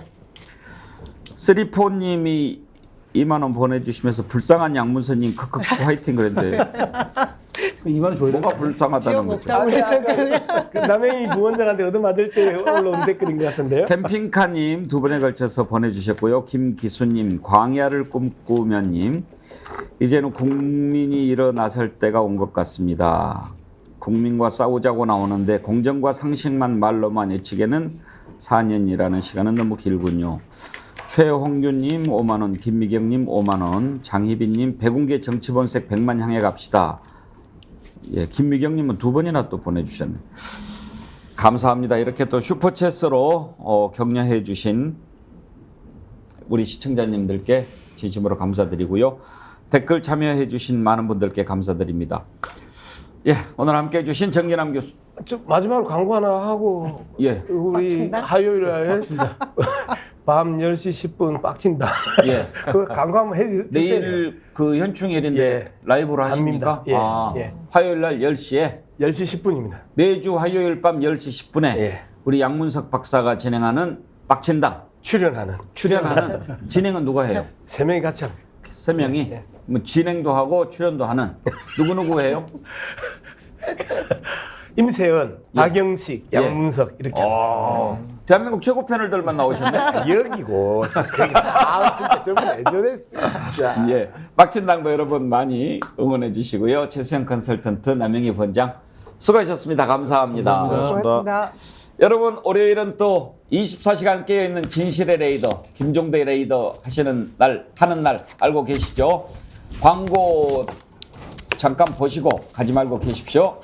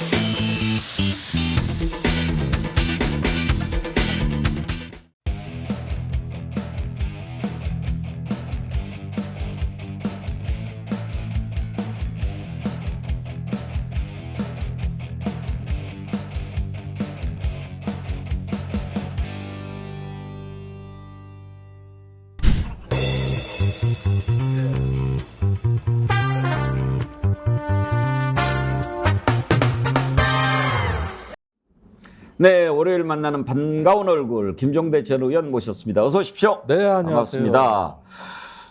오늘 김종대 레이더 처음 레이더 방향이 어디로 갔습니까? 서쪽입니다. 중국 쪽. 예. 지난번에 CIA 국장이 네. 중국 간 거. 네. 그렇지 않아도 그거 좀 여쭤보려고 그랬는데. 그게 5월의 방문인데 극비 방문이었어요. 예. 그게 이제 뉴스가 나오는 거거든요. 근데 5월이면 미국하고 중국하고 막 이렇게 으르렁거렸을 때였잖아요. 예. 그랬다가 최근에 뭐 디커플링에서 디리스킹 얘기 나오고 예. 또 뭐 해빙 이런 얘기 나오고 그랬는데 무렵입니다. 예. 우리는 알았을까요? 아, 이게 알았다면 우리도 빨리 중국하고 뭐 관계 개선을 위한 대책을 짰을 건데 지금 전혀 그런 움직임이 없어요. 근데 이게 심상치 않은 문제가 예. 이게 이제 제 레이더에 걸리는 건데 예. 이 문제 중요성을 이해하려면 윌리엄 번즈 CIA 국장이 누군지를 알아야 돼요. 그렇죠. 네. 이 사람이 갔다는 게 왜 중요하냐. 이 사람이 워싱턴에서 가장 존경받는 공직자라는 데는 그만한 이유가 있어요. 예, 2021년까지 그 모스크바에 미국 대사를 했다고요. 그러니까 푸틴도 여러 차례 만나고. 그리고 본국에 수없이 전문을 보내고 이 사람이 이제 언론 인터뷰한 거 보면은 우크라이나를 미국이 나토 가입을 시킨다, 유럽연합에 가입시킨다 그러는데 자기가 끝까지 말렸다는 거예요. 이러면은 우크라이나가 4분 5열 분열되거나 전쟁으로 간다. 그거 전쟁을 미국이 케어하려면은 엄청나게 많은 피와 돈이 흐를 거다. 그러면서 수없이 많은 불면의 나날을 지내면서 나는 우크라이나를 걱정했다. 미국에 와서도 이랬거든요. 그랬던 어떤 직언을 하는 그 나름대로의 외교관이 이 사람밖에 없었다는 거예요. 그리고 작년 8월에는 그 아프간에서 미군이 철수했습니다. 그때 아프간에서 남아가지고 끝까지 탈레반하고 협상한 사람이 번즈예요. 윌리엄 번즈. 그러면서 이 협상을 이 본토에서 도와줘야 되는데 미군이 단순무식하게 계속 버티는 바람에 자기가 협상력을 잃어버린 거거든요. 그때도 본국에 많은 그 직언을 했는데 결국은 아프가니스탄과 우크라이나에서의 이 사람의 경험이 지금 조명을 받고 있는 거거든요. 예. 이때 이 사람의 경고를 우리가 소홀히 들었다. 그래가지고 그 바이든 대통령이 가장 신뢰하는 뭐 사람이라 그러고 이 양반이 이제 CIA 국장으로 그 워싱턴에서도 상원에 출석해서 가장 무게 있는 발언을 하는 사람인데 예. 그러면 이 양반이 중국에 갔다 왔다. 그러면 그 다음에 예상치는 뭐겠느냐? 저는 이렇게 봅니다. 예.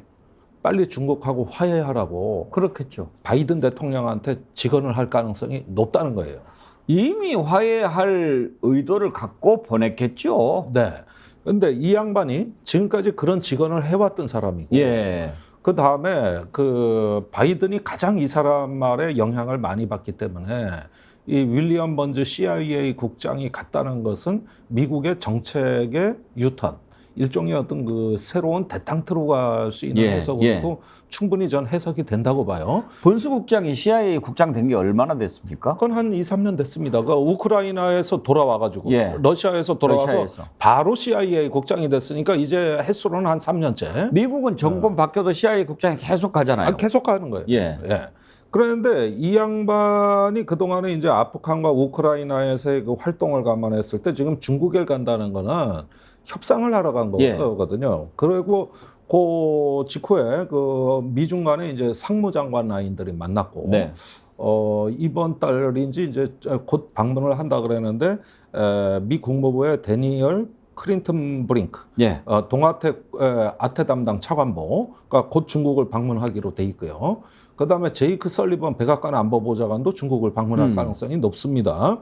자, 이렇게 해서 최고위급 회의가 여러 가지 다 채널로 지금 전방위적으로 전개가 되는 거예요. 이렇게 보면은 그동안에 저기 뭐 중국 경제 꼬라박는다, 뭐 또 중국은 뭐 저기 어쩌고 대만 해협의 힘에 의한 현상 변경 반대, 이거 돌격대 역할을 하던 우리 입장이 그러니까 우리가 어떻게 되냐고요. 굉장히 어려워진다 이게요. 지금 이 흐름을 면밀히 보면은 빨리 우리도 중국하고 관계 개선을 서둘러야 되거든요. 그런데 지금까지 된 거라고는 어제죠. 그 싱가포르에서 열린 샹그릴라 그 아시아 안보대화, 여기에 이종석 국방장관이 중국의 리상푸 국방부장을 예. 만나가지고 40분간 회담한 거 이게 다예요. 이게 다고 일본은 알고 봤더니 벌써 5달째 저기 일본하고 중국 국방부 간에 이미 한 라인을 만들어가지고 그 저기 상호 그 채널이 아주 잘 유지되고 있다는 이 보도까지 나왔어요. 우린 다 끊어졌는데. 예. 그러면 어떻게 되냐 이겁니다. 우리가 사실 우리 자력으로 미국과 중국과 한판 뜨겠다고 양안 관계 얘기하고 그렇게 했겠습니까? 다 그러니까. 미국이 뒷빼고 네. 또 한미일 공조를 강화하기 위해서 중국을 견제하고 미국이 이렇게 할 거야라고 생각해서 하는 거 아니었나요? 그러니까 자 이렇게 여기서 이제 착각이 생기는 건데 지금 한미일 군사 협력이 추진되고 있지 않습니까? 그걸 윤석열 정부가 이해한 맥락은 뭐냐면은 대만 해협에서 위기가 발생했을 때 한미일이 공동 대응한다. 여기에 초점이 맞춰져 있다고 본 거예요. 그런데 막상 협력을 추진하다 보니까 그럴 만한 역량이 안 되는 겁니다. 우선 일본이 대만 해협에 개입할 역량이 안 됩니다. 현재로서. 먼 훗날은 되겠죠. 방위비 2배로 놀리고. 이렇게 해서 언젠가는 되겠지만 지금은 일본 자체 방위에 불과한 것이고 그다음에 우리가 대만 해협에 개입할 수 있는 역량이 전혀 안 돼요. 그런 해군력이 갖춰져 있지는 않습니다. 그런데 힘에 의한 현상 변경 반대다, 남중국해다 발언을 이렇게 함부로 하면서 한미일 군사협력에 뛰어든 거는 그런 군사적 협력에 동참하겠다고 들어간 건데 이게 중국으로부터는 격한 반응을 불러일으켰습니다만 실제로 중국을 지금 그 포위 압박하고 견제할 수준으로는 아직은 도달하지 못했단 말이에요. 그러는 사이에 미국 중국하고 일본 중국 간에 새로운 대탕트 흐름이 나타난 거예요. 그러면 보십시오. 허상을 쫓아간 거라니까. 허상을 쫓아가가지고 인도 태평양 전략이라는 그 하나의 어떤 주술과 같은 프레임에 빨려 들어갔는데 인도 태평양 전략이라는 게 인도가 참여 안 해요. 붕어빵에 붕어가 없네. 그러네. 인도 없는 인도 태평양 전략이요 이게. 그리고 우리가 뛰어들어갈 때가 인도가 이런 어떤 미국 위주의 인도 태평양 전략에서 제일 일탈하던 시점이에요. 러시아하고 손잡아 버렸잖아요. 그러니까 이런 어떤 동맹으로부터 일탈하는 인도를 보면서 막차를 타고 들어가 보니 이게 다 허상인 거예요, 허상. 그런 사이에 지금 15개월째 무역 적자, 거기에다가 대중국 무역의 26% 감소, 이제 사실상 공식적으로만 확인이 안 됐을 뿐이지 한한령이 작동하고 있는 이런 상황을 우리가 목격을 해버린 겁니다, 이게. 저는 지금 말씀 듣다가 문득 우리도 우리지만 번스 CIA 국장이 비밀리에 중국을 방문했다라고 하는 사실이 드러나는 순간 우리보다도 더 긴장하고 있을 나라가 대만이 아닐까 싶은데요. 네, 그럴 수도 있어요. 대만 입장에서 보면 뭐지? 지금 둘이 이렇게 만난다고 하는 것은 우리 문제를 놓고 미국하고 중국이 뭔가 딜을 거래를 하고 있을 거다 이런 생각하지 않겠어요? 그게 이제 전형적인 약소국 심리이자 우리 항상 피해를 당한 국가들에게 숙명처럼 다가오는 하나의 정서적 프레임이거든요. 우리도 그런 프레임을 많이 갖고 있죠. 그 대만도 툭하면은 뭐 TSMC를 폭파시킨다. 그다음에 미국의 어떤 그 안전 보장이 이게 확실하냐 불안하고 이런 충분히 할 수 있는 생각입니다. 근데 대만으로서는 제일 약오르는 대목이 있어요. 윌리엄 번즈가 2021년에 의회 출석해서는 또 뭐라 그랬냐. 그때 방송에도 나갔는데 아예 대놓고 현직 CIA 국장이 방송에서 한 얘기가 중국이 2027년까지 대만을 침공할 가능성이 높다. 이렇게 아주 시한까지 정해버렸거든요. 그렇게 했던 CIA 국장이 지금 중국에 가서 이제는 거꾸로 뭘 협상을 하고 대만 해협 문제를 얘기하고 뭐 이런다는 게 저 사람이 보면은 누구를 위해서 일하는 사람이냐 이 의심을 품을 만한 거예요. 그게 대만의 어떤 약소국 멘탈이라고 할 수 있는 것이죠. 충분히 가능합니다. 그러면 이제 이런 식의 딜이 이제 뭐 어떤 것을 논의했는지 모르겠지만 일단 CIA 국장이 미국에 갔다. 이것은 미중 간의 관계는 해빙적으로 가는 분위기다. 그 시그널로 읽을 수 있습니까? 그러니까 저는 그렇게 해석을 하고 윌리엄 번즈기 때문에 그럴 수 있다. 이제 돌아와서 정책에 대한 새로운 재검토가 있을 거다. 이렇게 얘기하고 때마침 디리스킹이라는 새로운 신조어가 그러니까요. 나왔다. 이런 여러 가지 사실을 그렇게 갈 필요는 없는 거 아니에요. 종합을 하는 건데 문제는 말입니다. 중국이 아직 삐져 있어요. 뭐 때문에요? 그동안에 포위 압박한다고 그렇게 우리를 두들겨 패더니 병 주고 약 주냐? 이제 와서 지들이 좀 힘들어지니까 마이크론 반도체 딱 끊어버리니까 급해서 쫓아왔지. 이래가지고 니들 국익 때문에 온 거야. 이러면서 조금씩 여유를 부리질 않나? 약간의 삐진 그 표정을 일부러 노출하고 있어요. 이게 어제 글로벌 타임즈 보도예요. 그러니까 황구시보의 영자지. 글로벌 타임즈에서 중국 전문가들을 동원해서 계속 이렇게 하면서 어디 한번 올 테면 와봐 이러는데 속으로는 제가 보기에는 번주국장을 환대했을 겁니다. 환대했을 거고 지금 중국이 굉장히 어렵습니다. 제가 그 5월에 중국 갔다 와서 여실히 느끼는 건데 민심 위반이 심각하고 국내 정치가 어려워요. 중국이. 내후 외환. 그러니까 그 코로나 3년 봉쇄에 너무 고통이 심해서 이제 인민들의 민심 위반이 시골까지 확산돼 있다고. 그러니까 자기 코가 석자예요. 이럴 때 외부적으로 미국이나 주변에서 흔드는 거 정말 원치 않아. 이게 중국이 하고 싶은 말이고 이렇게 대화가 길어지고 그 빠이주 조금 1시간 정도 들어가면 이 말 나오게 돼 있습니다. 시진핑은 안 만났을까요? 시진핑 만났다는 보도는 없습니다. 그러나 카운터 파트너를 만났다 이렇게만 돼 있는데 그러면 누구겠냐? 뭐야 중국에 이제 공안정보국 중국판 NSC가 있어요. 중국도 이제 국가안보국을 시진핑 때 창설을 했거든요. 그게 중국판 NSC예요. 거기에 수장이나 그래도 CIA 국장이 갔으면 슬그머니 만났을 수도 있는데 공개는 안 하겠죠. 뭐. 그랬을 수도 있습니다. 거기서 이제 굉장히 또 건실하고 생산적 회담이었다 이렇게 보는 거거든요. 그러니까 우리도 좀 세상 돌아가는 거 알고 좀 살자. 알아야죠. 이런 얘기를 해줘도 그럼 용산에서 왜 이런 거에 대해서 귀담아 안 듣느냐? 성향 자체가 근본주의이기 때문에 그래요. 이 사람들이 중국을 보는 시각은 뭐냐면은 저건 지속 가능성이 없는 나라. 크게 보면 3가지 위기가 있다고 봐요. 중국에. 권위주의로 인해 가지고 경제 활력은 무너진다. 혁신이 불가능한 나라다. 2번째, 기후 위기, 지하수 80%, 농업 용수로도 못 쓰고 식수로도 못 쓰고 공업 용수로도 못 쓰고 망가전 오염된 나라. 3번째, 인구 위기. 이제 중국의 인구 구조가 최악으로 가고 있다. 뭐 우리는 그렇게 안 갑니까? 우린 더한데. 그러니까 문제가 있어도 중국이 무너지기를 기다리는 것은 그거는 정말 너무 긴 얘기 아닙니까? 그 전에 북한이 먼저 무너진다고 봐요. 그것 때문에 이러니까 근본적으로 지속 가능하지 않은 체제라고 보고 있기 때문에 항상 중국은 그게 한덕수 국무총리가 중국은 꼬라박는다는 그 표현에 기본적으로 외교에 대해서 좀 뭐라고 그럴까 기본이 안 돼 있는 거죠. 아니 그러니까 14억의 인구의 나라를 너무 우습게 봐요. 저도 꼭 제가 중국 편 아닙니다. 제가 중국 편이라서 이런 얘기하는 게 아니라 외교는 그렇게 하는 게 아니거든요. 그러니까 지금 이런 것도 우리가 세상이 어떻게 돌아가는지 좀 알고 살아야지 그래. 이렇게 할 짓 다 하는데 그러니까 미국은 규칙을 정하는 나라이기 때문에 도박판을 벌려도 자기 나름대로 규칙을 다 조정해 나가요. 그런데 우리는 거기에 편승하는 나라면서 큰 도박판에 끼어들었으니 거기서 우리가 무슨 마음대로 광을 팔 수가 있습니까?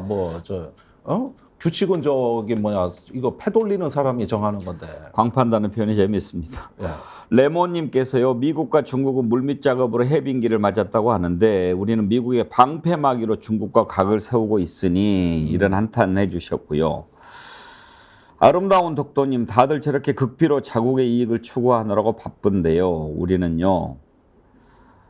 루나킴님, 전 일본만큼 미국도 밉습니다. 일본이 날뛰는 것도 미국 영향이고 우리를 너무 코너로 모는 것 같아서요. 이런 걱정들 해주셨습니다. 그러니까 여기서 이 대목에서 어제 그 블룸버그 통신 보도가 하나 짚고 넘어가야 되는데 한국이 마이크론 반도체 대중국 수출 수입 금지 조치에 대해 가지고 한국이 협조할 거다. 아예 딱 바꿔버렸어요. 삼성 SK가 안 팔 거다. 그래가지고 자기들이 그 아파하는 대목에는 한국이 공동 대응할 거고 한국이 아파하는 대목은 그건 한국이 알아서 처리하고. 예. 그게 우리 사드 그 보복 때 미국이 아무것도 조치를 안 해줬잖아요. 그리고 호주가 와인이나 석탄 수출 중국에 금지됐을 때도 미국이 해준 게 아무것도 없잖아요. 그런데 미국이 마이크론 반도체 수출 금지 당하니까 이때는 한국이 공동 대응해야 되는 거잖아요. 이럴 때만 공동 대응, 이럴 때만 아주 공정하지 못한 외교입니다, 이거. 예. 공정하지 못한 거는 뭐 지금 중국만입니까? 일본도 그런데 일본 얘기 넘어가기 전에 오늘 아침에 보니까 이제 홍콩 얘기들을 많이 다루더라고요. 네. 천안문 사태가 있어서 더 그런 것 같은데 어제가 천안문 사태 일어난 지 89년이니까 89년도이니까 24년 됐습니다. 그렇죠. 예. 근데 24년 더 됐네요. 34년. 예, 34년입니다. 예. 예. 천안문 사태. 예. 지금 뭐 홍콩에서 그동안 쭉 집회를 열던 곳을 아예 선점을 해가지고 네. 그 장소에서 뭐 이렇게 중국 문화 축제 우리나라로 따지면 무슨 뭐 옛날 국풍 80일 같은 거 네. 뭐 이런 걸 뭐 해버리고 그런다고 그러더라고요. 예, 그리고 모든 웨이보 같은 사회관계망의 천안문 같은 거 검색 금지하고요. 뭐 독립, 천안문, 대만 다 금지입니다. 전체가 다 금지니까 그래서 중국의 인민들이 이제 우회적인 표현도 많이 쓰는 언어가 발달하는 게 그런 것 때문에요. 그리고 홍콩에 대해 가지고 그런 어떤 그 강압 정책이 결국 이런 게 우리나라에서 한중 관계에 좀 악영향을 주는 요인이라고 할 수 있고 내년에 대만 총통 선거인데 지금 국민당이 유력하거든요. 그런데 지금 차잉잉원 민진당이 집권한 이유가 홍콩 사태 때문이에요. 그 몇 년 전에 대만 총통 선거 때 홍콩 시위가 아주 악화됐어요. 그러고 나니까 여야가 바뀌어버려. 그러니까 그게 선거에 결정적인 영향을 줬는데 그래가지고 중국하고 각 세우니까 피곤하거든. 그래서 지금 국민당 집권이 유력 시대입니다. 근데 이런 홍콩 사태 같은 것이 자꾸 나오고 이거 이제 서방 언론이 이런 데 개입하고 이렇게 되면은 민진당이 그걸 이용해 먹겠죠. 홍콩 사는 사람들의 중국에 대한 인식은 어떻습니까? 좀 다른 나라 이런 생각을 거의 갖고 있습니까? 예, 아무래도 세계에서 제일 부유한 국가 아닙니까? 그리고 설령 홍콩이 난민이 된다 그래도 전 세계가 환영할 겁니다. 저렇게 돈 많은 난민들은 처음 보니까. 예, 그럴 정도로 특수한 지역이에요. 예. 자, 경제적으로는 번영했는데 정치적으로는 피폐한 거예요. 이게 이제 이 사회의 어떤 정신분열이 되는 요인이죠. 이렇게 어떤 우리가 잘 살고 품격 있는 생활을 유지할 자격도 있고 능력도 되는데 정치적인 침략을 당한 거거든요. 이런 점에서 어떤 그 우산 시위라는 것도 하나의 다분히 상징적인 게 어떤 중국으로부터 스스로를 차단하는 그 신상보호 시위가 우산 시위고 이런 거 봤을 때 민심은 중국 정부에 대해서 공포, 두려움, 반감이 상당히 있으나 그렇다고 또 먹고 살기 어려운 건 아니에요. 먹고 살만해요. 예.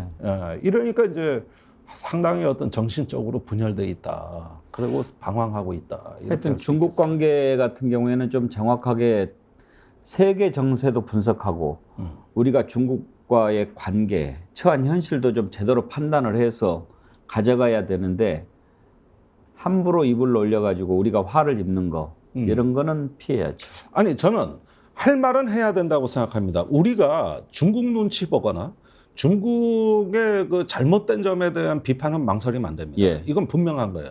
근데 사람들이 헷갈리는 게 있어요.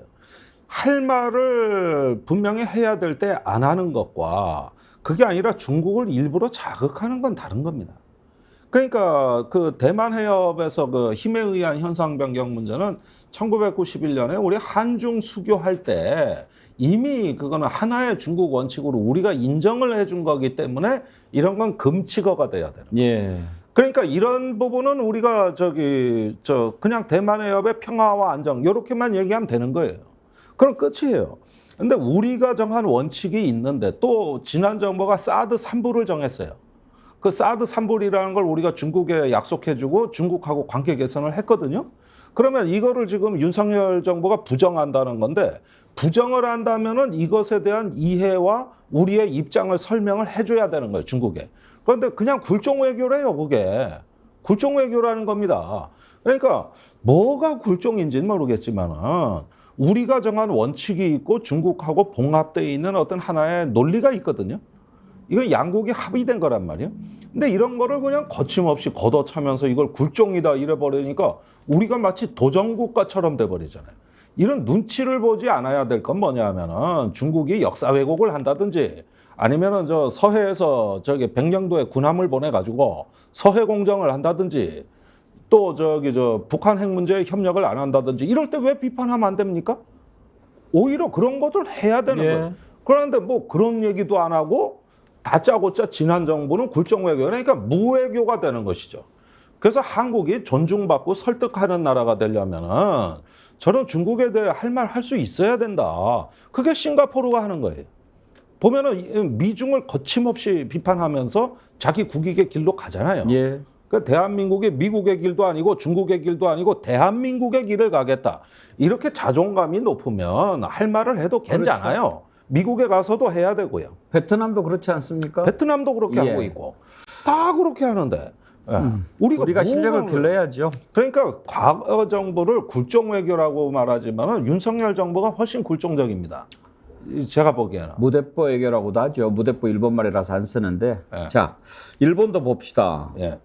한일 간의 초계기 갈등 일본이 또 문제를 좀 삼았는데 이거 봉합하기로 했다면서요? 네. 4년 반 됐나요? 그러니까 2018년 12월에 벌어진 일입니다.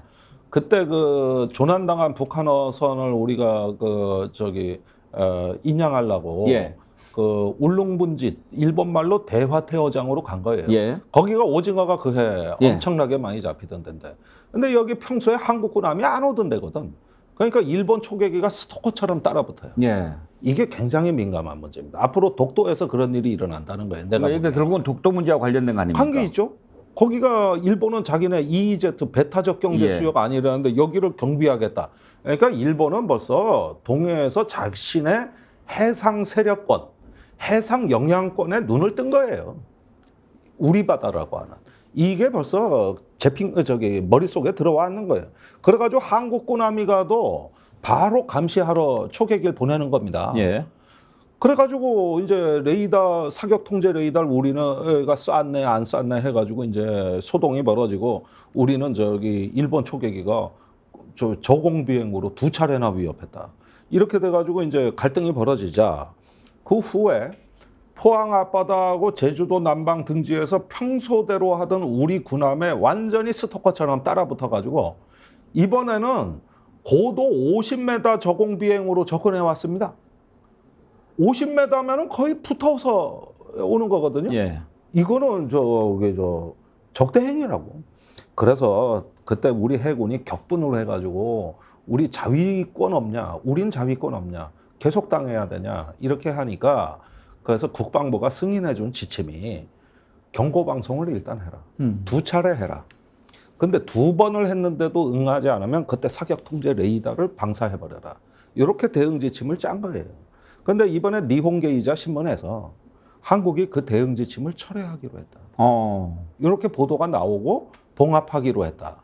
과거 사건에 대해서는. 그러니까 묻지도 않고 서로 따지지도 않기로 했다 이거예요. 그러면은 일본이 우리한테 봐준게 돼버리는 거예요. 그렇죠. 거기에다 우린 양보한 거예요. 오히려 우리가 사과받아야 되는 거 아닙니까? 아니 그러니까 그게 그 대응 지침은 견디다 못해서 나온 거고 그다음에 실행도 안 된 지침이에요. 그게 실제로 그러면 실행이 됐느냐 안 됐어요. 그걸 4번이나 그걸 우리가 위협을 당하면서도. 그런데 이게 어찌된 일인지 정권이 바뀌고 나서 작년에 국민의힘이 이 대응 지침이 있다고 폭로를 해버린 겁니다. 그래가지고 문재인 정부가 우방국을 상대로 해가지고 군사 대비 계획을 만들었다. 이래가지고 우리 군을 마구마구 두들겨 팬 거예요. 아니 그러니까 누구 편이냐고 도대체. 그래가지고 우리가 국내에서 얻어 터지고 일본에 가서 얻어 터지고 그다음에 일본에서는 기가 살아가지고 한일 관계 개선의 선결 조건은 초계기 문제에 한국 정부 제대로 된 입장 내는 거라. 이래버리니까. 그러니까 어떻게 돼요? 그러니까 구렁이 담 넘어가듯이 슬쩍 넘어가가지고 이 대응 지침이 잘못된 지침이라고 우리가 자복을 한 거예요. 아니 실행도 안 된 개념 계획을 가지고 그다음에 필수적인 자위적 조치를 한 걸 가지고 우리가 죄인 돼버린 거예요 이게. 그러니까 이제 지금 재발 방지 대책을 마련하는데 중점을 두기로 합의했다 그러는데 그것도 의미가 있어요. 그것도 요게 무슨 얘기냐? 한미일 군사 협력이 안 돼서 한일 간의 군사 협력이 안 돼서 이런 사건이 일어났다. 서로 신호를 오인했지 않느냐. 그러니까 더 많은 군사 협력을 통해서 시스템적인 어떤 그 상호 운용성이라 그래요. 인터오퍼러빌리티. 그 상호 신호 체계와 그 기술적인 협력을 완성해서 이런 오해와 오인이 일어나지 않도록 하겠다. 그 얘기를 하는 거거든요. 예. 요게 한일 군사 개선의 관계 안보 협력의 핵심 사안이에요. 앞으로 미사일 방어라든가 뭐라든가 수준 높은 군사 훈련 같이 해야 되거든. 그러니까 이런 걸 다 기술적인 문제를 해결하겠다 이 얘기예요. 아니 그러니까 서로 논란이 이렇게 지금 이제 다툼이 있지 않습니까? 그러면은 만났을 때 일단 야 이건 이게 잘못된 거고 이건 이게 잘못된 거니 이 부분에 이렇게 하자 이렇게 정리 안 하고 누가 잘못됐는지 묻지도 따지지도 않고 앞으로 그러지만 말자라고 하면 뭐하러 만납니까? 그거는 이 문제를 해결하는 간단한 방법이 있습니다. 그때의 진실. 우리가 레이더파를 쐈느냐 안 쐈느냐. 이거는 하루면은 진상규명 끝나요. 아니, 사진 찍은 것도 있지 않나요? 하루면은 다 끝나요. 니들이 우리 레이더 조사를 했다는데 그걸 레코딩을 했다는데 증거를 내놔. 예. 그러면 우리도 레이더 라콘 로그온 기록 내놓게. 과학자들 만나서 비교해. 그러면 하루면 진상규명 다 끝나요. 왜 안 됐느냐? 예. 한국한테는 군사기밀을 줄 수 없다는 거예요. 우리는 주잖아요. 근데 우리는 준다고 이미 약속을 지금 몇 번을 한 겁니까? 예. 그러면 자기네 주파수 대역은 우리한테 기밀이고 우리 앞으로 북한 미사일 탐지 추적한 미사일 정보는 다 준다는 거거든요. 이건 더 기밀이 군사 기밀이 더 기밀은 요거죠, 요거. 그러니까 못 믿겠다는데 그런데 이거 가져가세요. 드릴게요. 실시간으로 공유합시다. 이러는데 아니 그게 아무리 동맹국이라도 줄 수 있는 게 있고 안 줄 수가 있는 거지. 우리가 천문학적인 재정을 투입해가지고 수십 년 축적한 군사기밀 데이터인데 그걸 준다 그래요. 또 저쪽에서는 안 주는데 저쪽에서는. 오늘 김종대 의원과 이 레이더 함께 하다 보니까 좀 화가 나는데요. 아유, 그러니까. 적어도 일본 문제는 너무나 일본도 그렇고 일방적이고, 중국도 그렇고. 예. 그러니까 우리가 좀 세상 돌아가는 거 좀 알고 살자. 우리 주변국이 다 늑대 아니면 여우다 지금. 그거 어떻게 잘 활용하는 건 좋은데 거기다가 속까지 보여주냐 그래. 예. 오늘 저뿐만 아니라 오늘 좀 화가 난다는 글들을 많이 보내주셨네요. 진주시에 사는 백형아님이 김종대 의원님 속속들이 말씀 속이 후련합니다. 이렇게 격리 문자 보내주셨는데 감사합니다. 백경아님께요. 제가 김종대 의원님을 대신해서 자연주의 화장품 글래머에서 드리는 선크림 아이크림 세트 보내드리도록 하겠습니다. 아이고 요즘 아주 나들이 가시기 좋겠다. 예, 스픽스에 이메일 남겨주십시오. 이버추님이 얼마 전에 주한 미대사가 문 전 대통령 만난 이유도 궁금한데요. 뭐 이런 일이 있었나요? 있었습니다. 뭐 그거는 작년 5월 20날 바이든 대통령이 윤석열 대통령하고 정상회담하러 서울에 왔을 때 예. 그때 바이든 대통령이 깜짝 놀랄 얘기를 했어요. 한미동맹의 바이블은 문재인 대통령하고 합의한 정상회담이다. 그래서 문재인 대통령을 만나러 내가 양산으로 가든지 만나러 가겠다. 그래서 만나는 장소가 그때 양산에서 만나냐 서울에서 만나냐 이거 얘기가 나오고 있었는데 예. 그때 용산에서 발끈했잖아요. 맞아, 그랬어요. 그래가지고 취소하고 전화만 한 거예요. 예. 그래서 이번에 대사가 가면서 그때 당시에 바이든 대통령이 얼마나 오고 싶었는지 이만저만한 일로. 그리고 바이블은 문 대통령하고 한 겁니다. 그게 이제 그 전에 문 대통령하고 한 한미 정상회담 선언문인데 역사상 가장 분량이 긴 그렇군요. 워싱턴에서의 정상회담인데 윤 대통령 지금 합의해봤자 다 그때 합의한 거 재판이에요. 그러니까 바이든 대통령은 의리를 지키겠다는 거고 그러니까 이번에는 미국 대사가 간 거예요. 예. 오늘 김종대 전 의원 모시고 김종대 레이더 중국과 일본과의 관계 살펴봤습니다. 이렇게 여러분들 들으시다가요. 외교안보 국방 관련해서 궁금한 것 또 김종대 의원께 물어보고 싶은 것 있으시면 언제든지 댓글로 올려주십시오. 저희가 바로바로 물어봐드리고 궁금증 해소해드리도록 하겠습니다. 내일 현충일 휴일 잘 보내시고요. 내일도 생방송 배공개 정치본색, 배공개 정치본색 있습니다. 꼭 함께해 주시고요. 오늘 김종대 의원 수고하셨습니다. 감사합니다. 내일 오전 10시 50분에 정치본색 다시 찾아뵙겠습니다. 감사합니다.